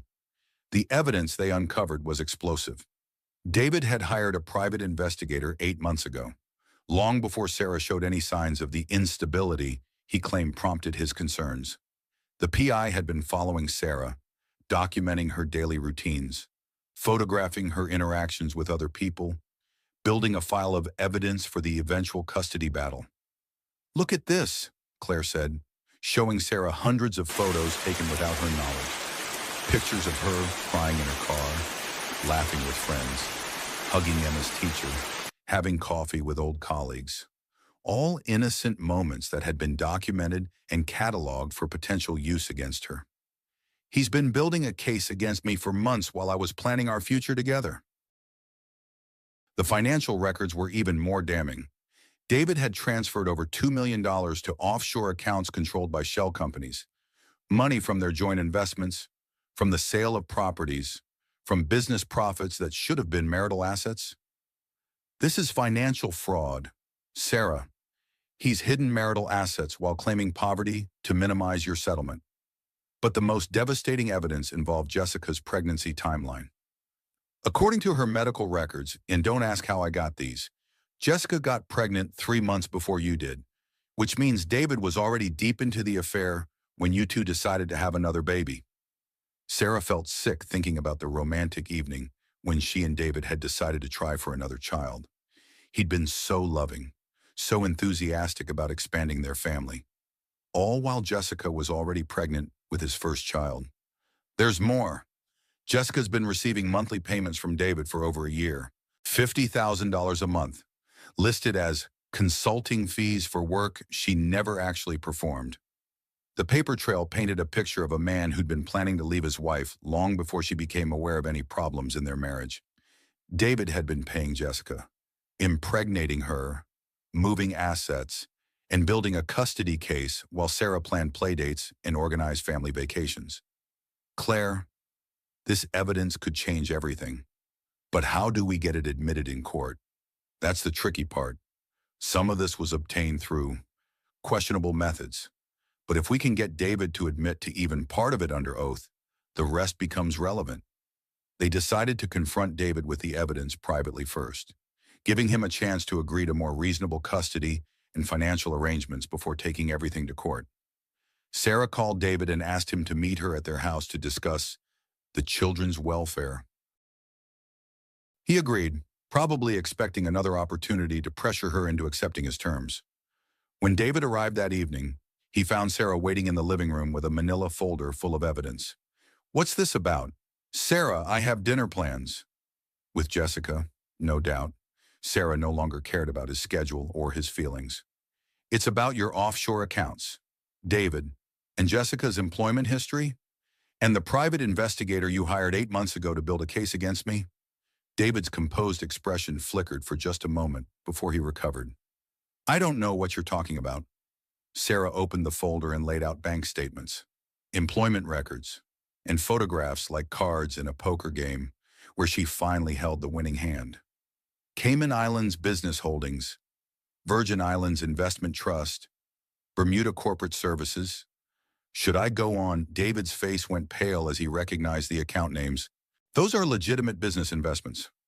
$2.3 million in marital assets, hidden in shell companies while you cry poverty in divorce court.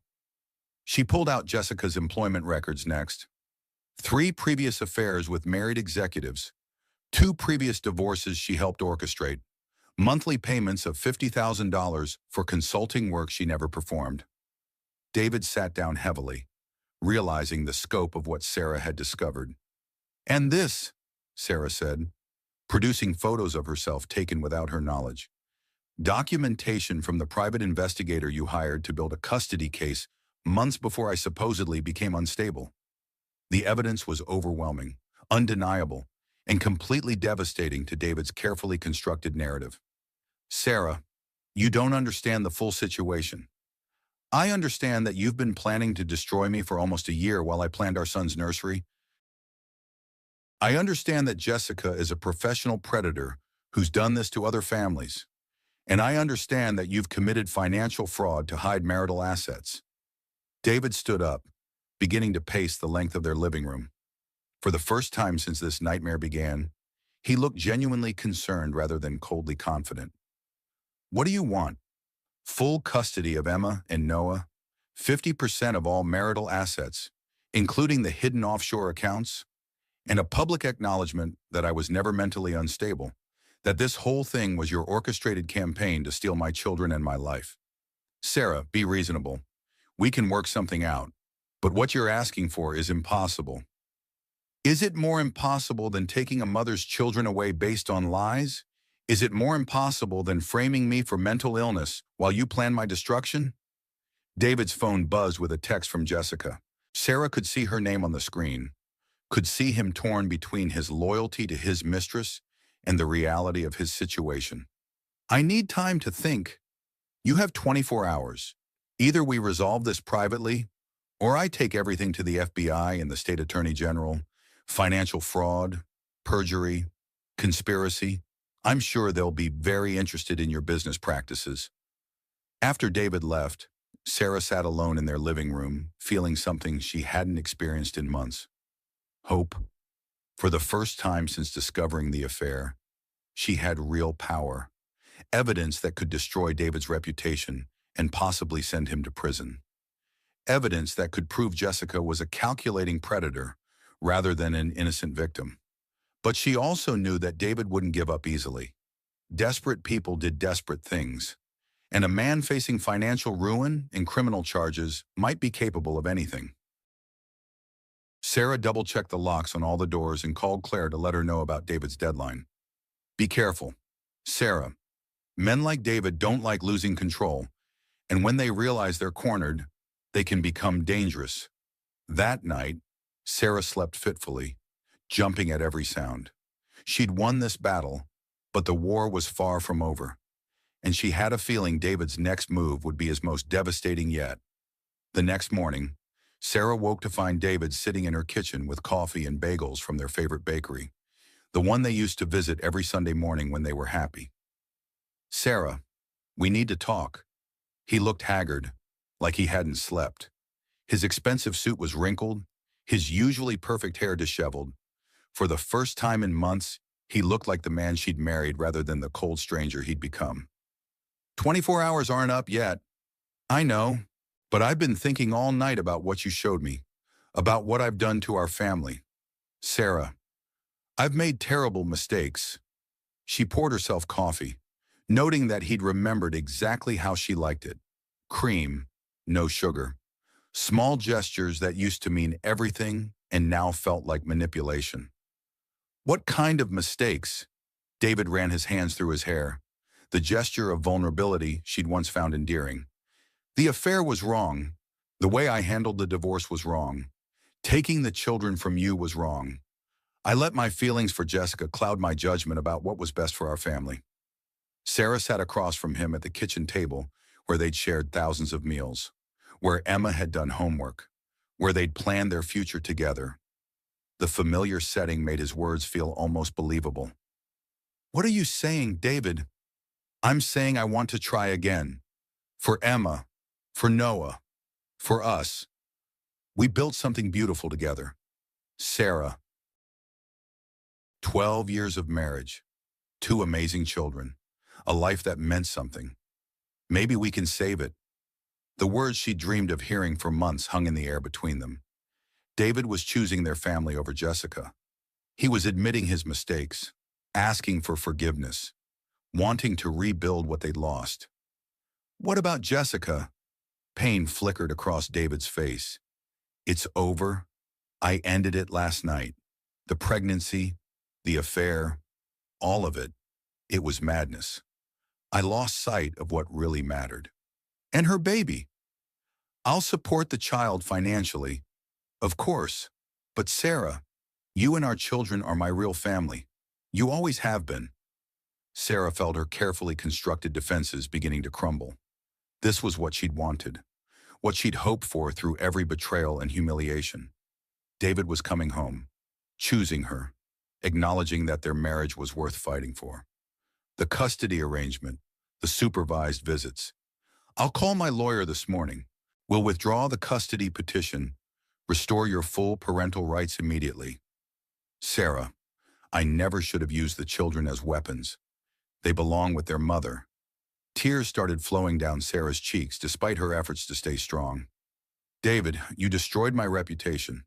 The social media posts, the police reports, everyone thinks I'm mentally unstable. We'll fix it. Together. I'll make public statements. Hire a PR firm. Do whatever it takes to restore your reputation. People will understand that you were reacting normally to an impossible situation. He reached across the table to take her hand, and she didn't pull away. His touch felt familiar, comforting, like coming home after a long, painful journey. What about the money, the offshore accounts, full disclosure, complete financial transparency, 50-50 split of everything, including the assets I tried to hide? Sarah, I want to make this right.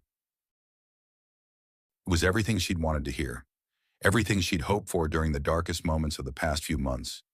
David was admitting his mistakes, taking responsibility, choosing their family over his mistress.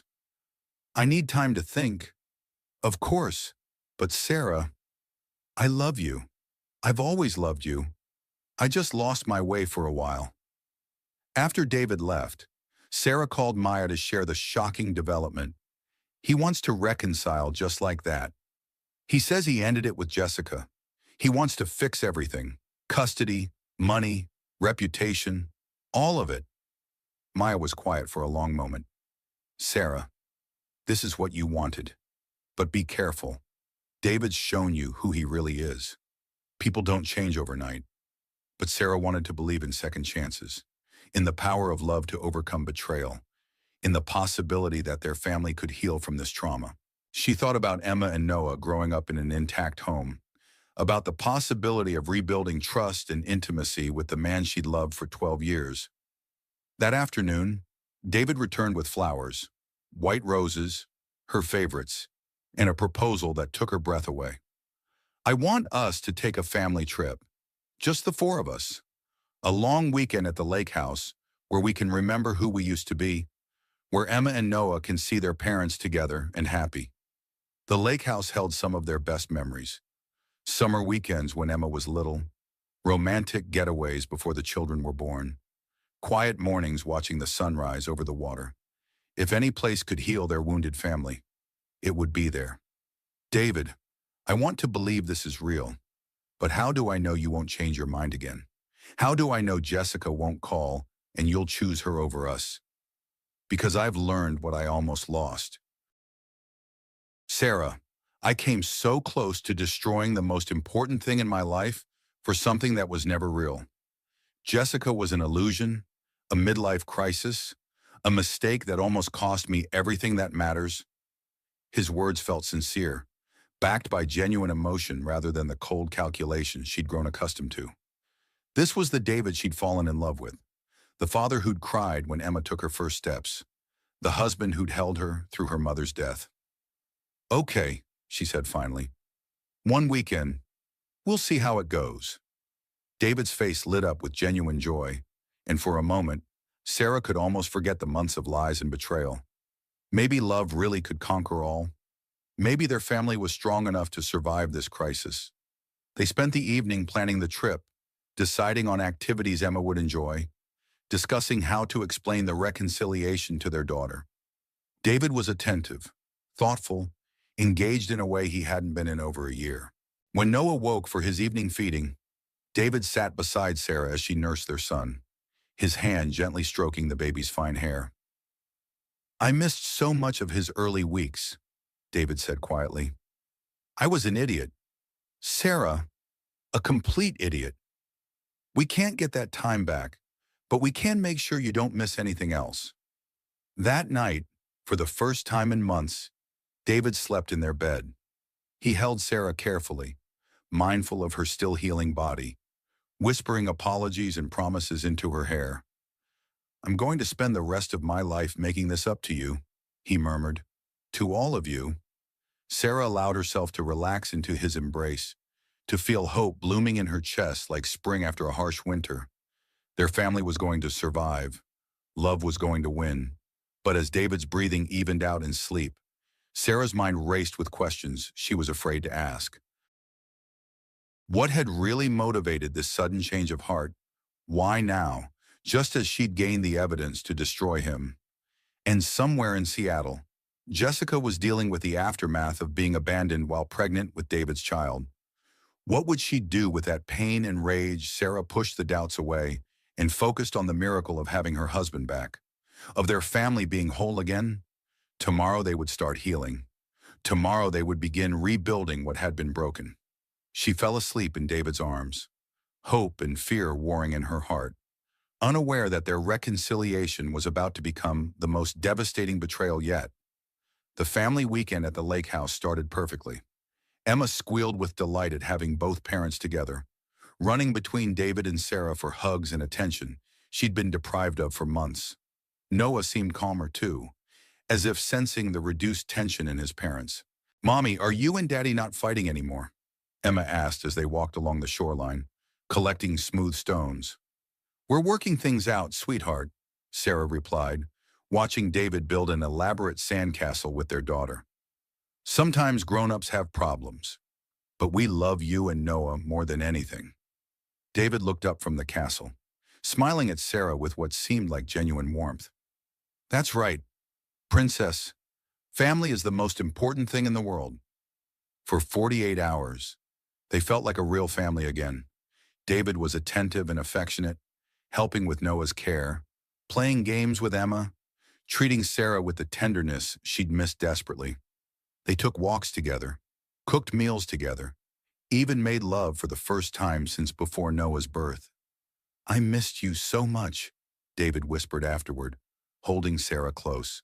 "I forgot how right this feels." Sarah allowed herself to believe that their nightmare was finally over. The affair was in the past. Their family was healing, and they could build something even stronger from the ashes of their broken trust. On Sunday evening, as they prepared to return to Seattle, Sarah felt optimistic about their future for the first time in months. David loaded their bags into the car while she gave Noah his final feeding before the drive home. "This was perfect," she told David as they secured the children in their car seats. "Maybe we needed to hit rock bottom to remember what we really have." David kissed her forehead tenderly. "I'll never take this for granted again, Sarah. Never." But as they drove down the winding lake road, Sarah noticed David checking his phone repeatedly. When it buzzed with notifications, his jaw tensed in a way that made her stomach clench with familiar dread. "Everything okay? Just work," he said quickly, but his eyes avoided hers in the rearview mirror. 20 minutes into the drive, David pulled over suddenly, claiming he needed to take an urgent business call. Sarah watched him pace beside the car, his voice low and intense, his body language growing more agitated by the minute. When he returned, his entire demeanor had changed. Gone was the loving husband and father from the weekend. In his place was the cold, calculating man she'd grown to fear. "David, what's wrong?" "Nothing's wrong. Everything's fine." But his hands gripped the steering wheel so tightly his knuckles were white, and he drove the rest of the way home in complete silence. That night, after Emma was asleep and Noah was settled in his crib, Sarah confronted David about the phone call. "Who was that today? What changed?" David was at his laptop, typing furiously. "Sarah, I told you it was work. Can you give me some space to handle this crisis?"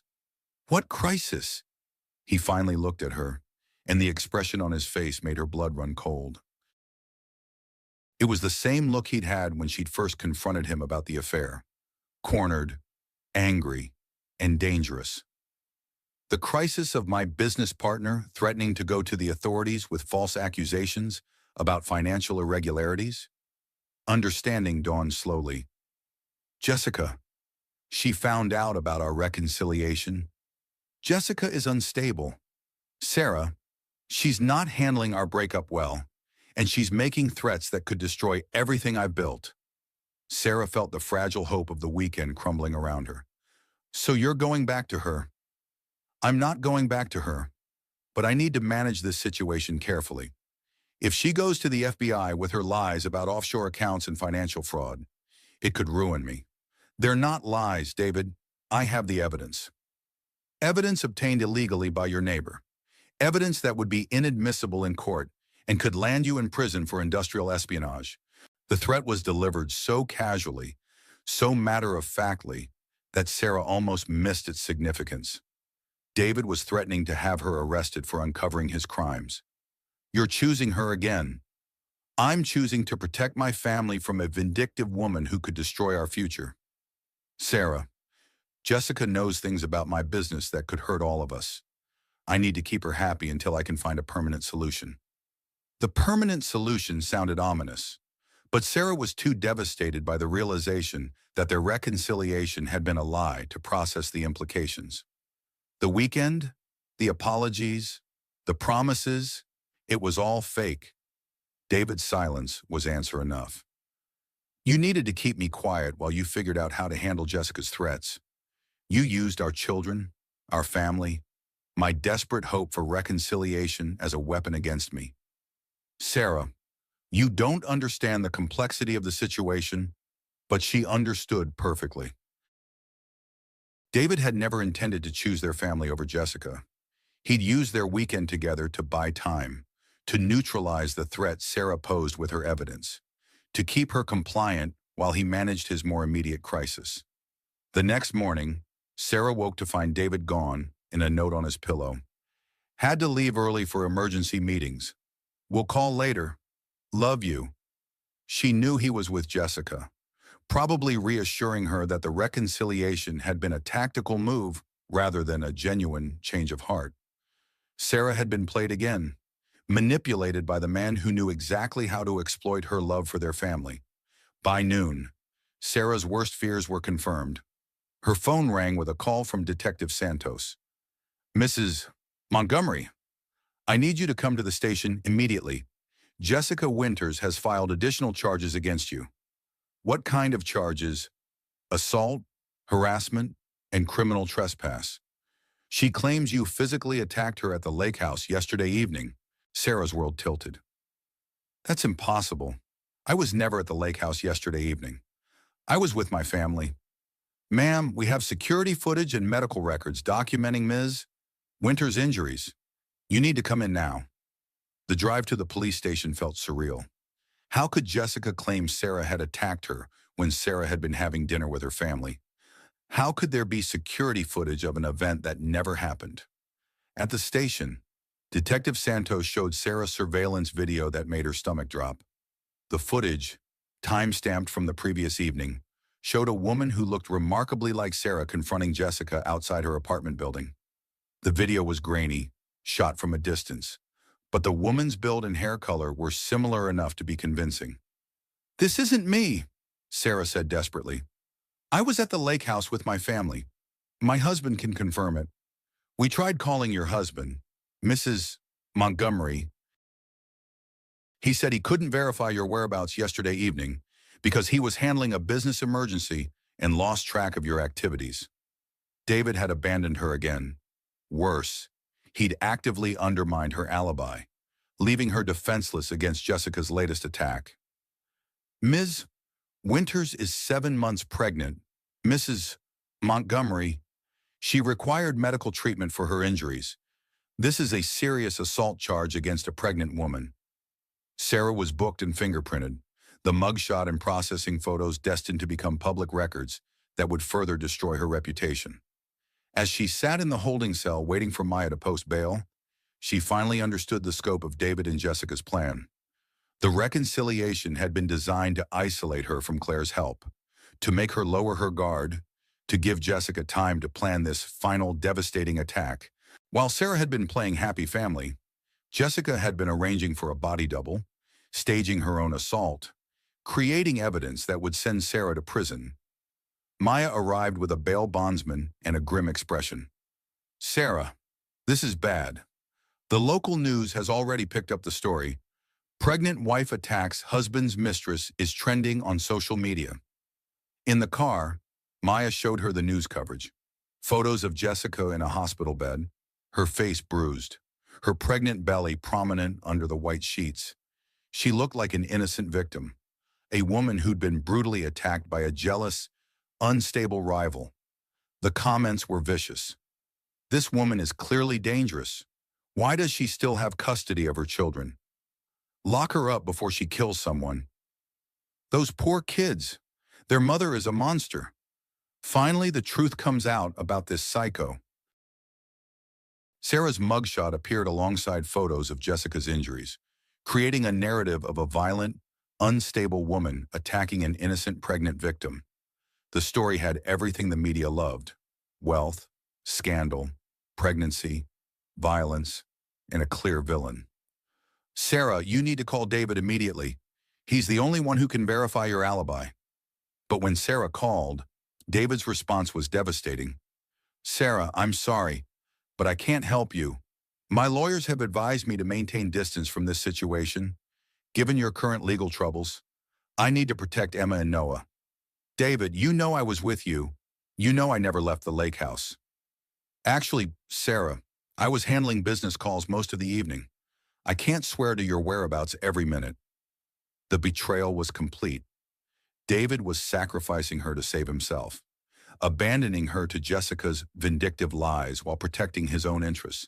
That night, alone in the house that would soon be taken from her, Sarah faced the possibility that she might go to prison for a crime she didn't commit. Her children would grow up believing their mother was a violent criminal. Her reputation would never recover from this final, devastating blow. But as she sat in Noah's nursery, holding the ultrasound photos that had started this nightmare, Sarah realized something that gave her a spark of hope. Jessica had made a mistake. In her desperation to destroy Sarah, she'd created evidence that could be challenged. Security footage could be analyzed. Medical records could be questioned. Alibis could be verified by sources other than David. Sarah might be down, but she wasn't defeated yet. The war was entering its final phase, and Sarah was determined to survive it. Sarah's salvation came from an unexpected source. The next morning, Claire appeared at her door with a laptop and an expression of grim determination. Sarah, I've been analyzing the security footage from Jessica's assault claim. There are inconsistencies that could save you. Claire had spent the night working her private investigator contacts, examining every frame of the video that supposedly showed Sarah attacking Jessica. Look at this, Claire said, pointing to timestamp anomalies on the footage. The metadata shows this video was edited. Someone spliced together different recordings to create the appearance of an assault that never happened.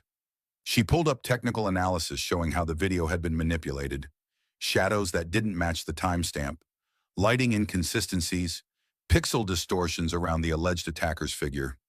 It's a deep fake. Sarah, someone hired professional video editors to create evidence of you attacking Jessica. And I think I know who. Claire had traced the video editing work to a company called Digital Reality Studios, a firm that specialized in creating realistic fake videos for movies and, apparently, for framing innocent women. The work order was paid for by Montgomery Tech Solutions. Your husband commissioned fake evidence to frame you for assault. The revelation that David had actively participated in framing her for a violent crime was almost too devastating to process. This wasn't just abandonment or betrayal. It was criminal conspiracy designed to send her to prison. There's more. I've been digging into Jessica's medical records from the assault. The injury patterns don't match the attacks shown in the video. Her bruises are consistent with self-inflicted wounds, and the hospital noted several inconsistencies in her story. Sarah stared at the evidence, understanding that she was looking at proof of an elaborate frame job orchestrated by her husband and his mistress. Why are you helping me? Claire, this could get you in trouble. Because I've been where you are. Sarah, my ex-husband tried to destroy me too. Just not as elaborately. Women like us have to stick together, or men like David will keep getting away with this. Armed with Claire's evidence, Sarah called the one person she thought might help, Marcus Chen, David's business partner who'd been suspiciously absent during the recent drama. Marcus agreed to meet at a coffee shop downtown, his expression troubled and guilty. Sarah, I've been wanting to talk to you for weeks. David has been doing things that make me very uncomfortable. What kind of things? Financial irregularities. Money moving through accounts that don't match our business activities. And recently, payments to companies that don't seem to provide any legitimate services. Sarah showed Marcus the evidence Claire had gathered about the fake video and Jessica's staged assault. Jesus Christ, Marcus whispered. He's completely lost his mind. Will you testify to what you know? Marcus struggled with the decision, clearly torn between loyalty to his business partner and his conscience. If I testify against David, it destroys our company. Hundreds of employees lose their jobs. But if I don't... He looked at Sarah's desperate expression. Yes, I'll testify. This has gone too far. With Marcus's agreement to cooperate and Claire's technical evidence, Sarah finally had the ammunition to fight back. But she needed more than evidence. She needed the FBI to take David's crimes seriously. The breakthrough came when Claire discovered that Jessica's pattern of targeting wealthy married men crossed state lines, making it a federal case. The FBI's white-collar crime division was very interested in a conspiracy involving interstate fraud, money laundering, and extortion. Special Agent Rebecca Torres met with Sarah in a sterile federal building, reviewing the evidence with the clinical detachment of someone who'd seen too many cases of wealthy men destroying innocent lives. Mrs. Montgomery, what you're describing is a RICO case, racketeering, conspiracy, financial fraud. If we can prove your husband and Ms. Winters were working together to defraud multiple victims, we're looking at serious federal prison time. The investigation moved quickly once the FBI got involved. Federal agents raided Montgomery Tech Solutions, seizing computers and financial records. David's offshore accounts were frozen pending investigation. Jessica was arrested on charges of conspiracy and fraud, but David had one final card to play.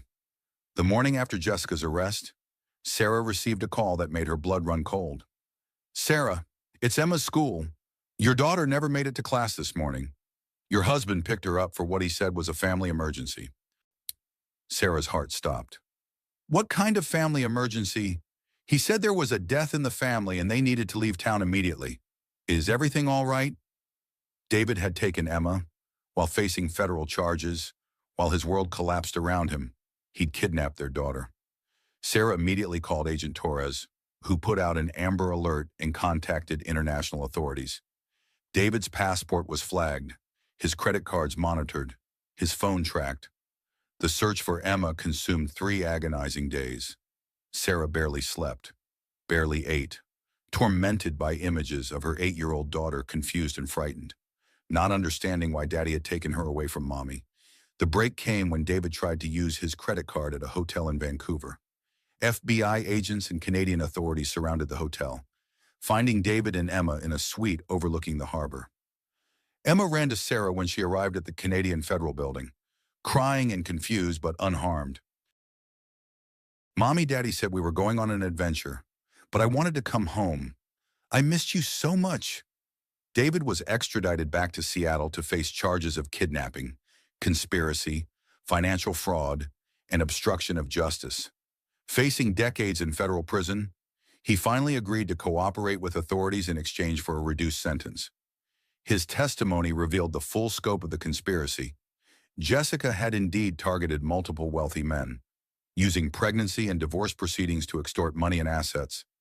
David had been her most ambitious target, but also her downfall when his obsession with destroying Sarah led to federal crimes that couldn't be ignored. 6 months later, Sarah sat in a courtroom watching David and Jessica receive their sentences. David got 8 years in federal prison. Jessica got 12. Due to her leadership role in the conspiracy and her previous victim's testimony, the judge's words echoed in the silent courtroom.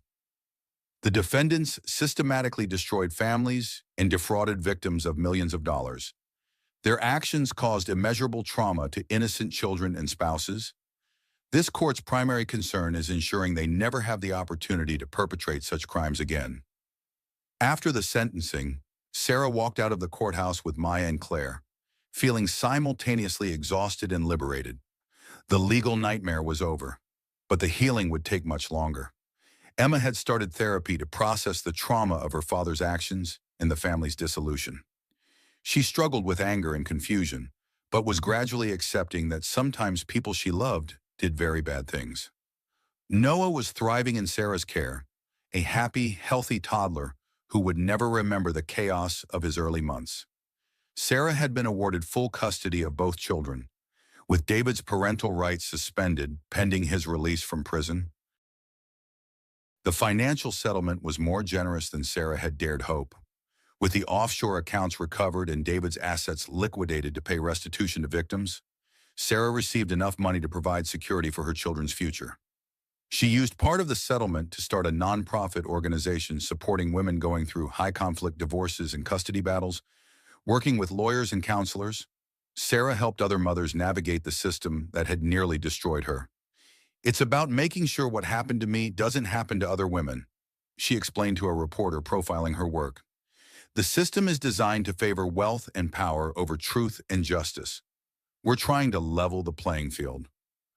A year after David's sentencing, Sarah sat in her new home, a modest but comfortable house in a family-friendly neighborhood, watching Emma teach Noah how to stack blocks.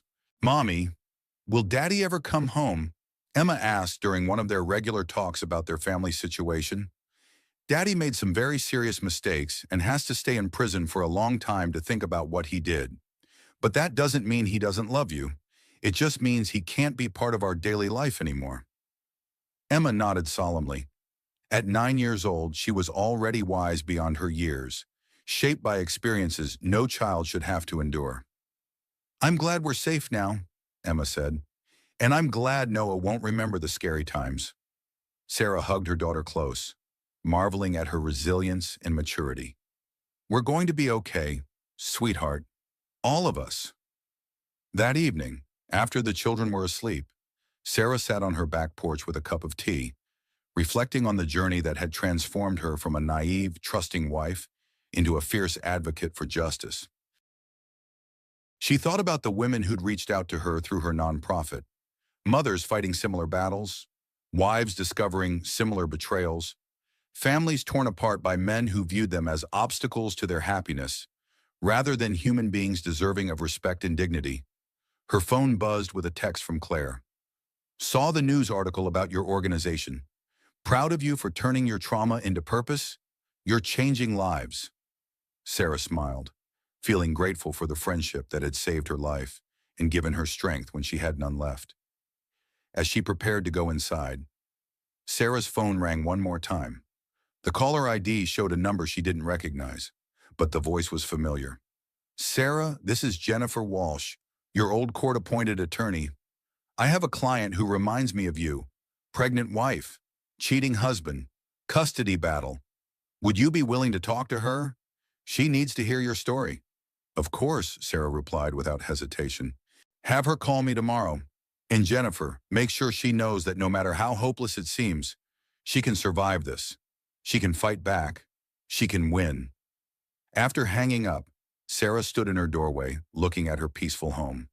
Emma's artwork covered the refrigerator. Noah's toys were scattered across the living room floor. Photos of their new life together filled the walls. Pictures of birthday parties and playground visits and quiet bedtime stories. This wasn't the life she'd planned. It wasn't the fairy tale ending she'd dreamed of as a young bride. But it was real, and it was theirs, and it was built on truth rather than lies. Sarah had lost a husband, a home, and an illusion of perfect family life. But she'd gained something more valuable, the knowledge that she was stronger than she'd ever imagined, that love didn't require sacrifice of self-respect, and that sometimes the most beautiful phoenix rises from the most devastating fire. As she turned off the lights and headed upstairs to check on her sleeping children, Sarah felt something she hadn't experienced in over a year: complete peace. The war was over, and she had won. Epilogue: the final twist. 2 years later, on a crisp October morning, Sarah was dropping Emma off at school when her phone rang. The caller ID showed a number from the federal correctional facility where David was serving his sentence. "Sarah, don't hang up. Please." David's voice was different, humbler, broken in a way she'd never heard before. "What do you want?" "David, I need to tell you something. About Jessica, about the whole conspiracy. Sarah, there's something the FBI never found. Something I never told them." Sarah's blood ran cold. "What are you talking about?" Jessica wasn't just targeting rich men randomly. She had inside information about their finances, their marriage problems, their vulnerabilities. Someone was feeding her intelligence, helping her choose targets. How David's pause stretched long enough that Sarah wondered if the call had been disconnected. "Your marriage certificate, Sarah, the one from our wedding 12 years ago, it's fake." The words hit her like ice water. "What?" "I was already married when I met you, to a woman named Catherine Winters in Portland, Jessica's sister." Sarah's legs gave out. She sat down hard on the curb outside Emma's school, the world spinning around her. "We were never legally married. Sarah, which means everything. The divorce, the custody battle, the financial settlements. It's all invalid. And it means Emma and Noah are technically illegitimate children with no legal claim to my assets." "Why are you telling me this now?" "Because Jessica's getting out early for good behavior, and because she's coming for the children." The phone went dead, leaving Sarah staring at the device in her trembling hands. She looked up at Emma's school, where her daughter was safely inside learning math and reading and all the normal things children should worry about. She thought about Noah at daycare, playing with blocks and finger paints, innocent and protected. For 2 years, Sarah had believed the nightmare was over. She'd rebuilt her life, found her strength, created a safe haven for her children. But David's call changed everything. If their marriage was invalid, if Jessica was part of a larger conspiracy involving identity fraud and illegal adoption schemes, then the legal protection Sarah had fought so hard to secure might be worthless. And somewhere in the federal system, Jessica Winters was counting down the days until her release, planning her next move in a game Sarah was only beginning to understand. Sarah stood up slowly, her mind already racing through the implications. Emma was legally David's daughter, but if his marriage to Sarah was invalid, what did that mean for custody Noah had been born during what Sarah thought was her marriage? What was his legal status as she walked back to her car? Sarah felt the familiar steel resolve settling over her. She'd survived David's betrayal, Jessica's conspiracy, and the destruction of everything she'd thought was real. She would survive this too. But first, she needed to make some calls. To lawyers, to federal agents, to Claire, and to anyone else who could help her understand exactly what she was facing. The war wasn't over. It was just beginning.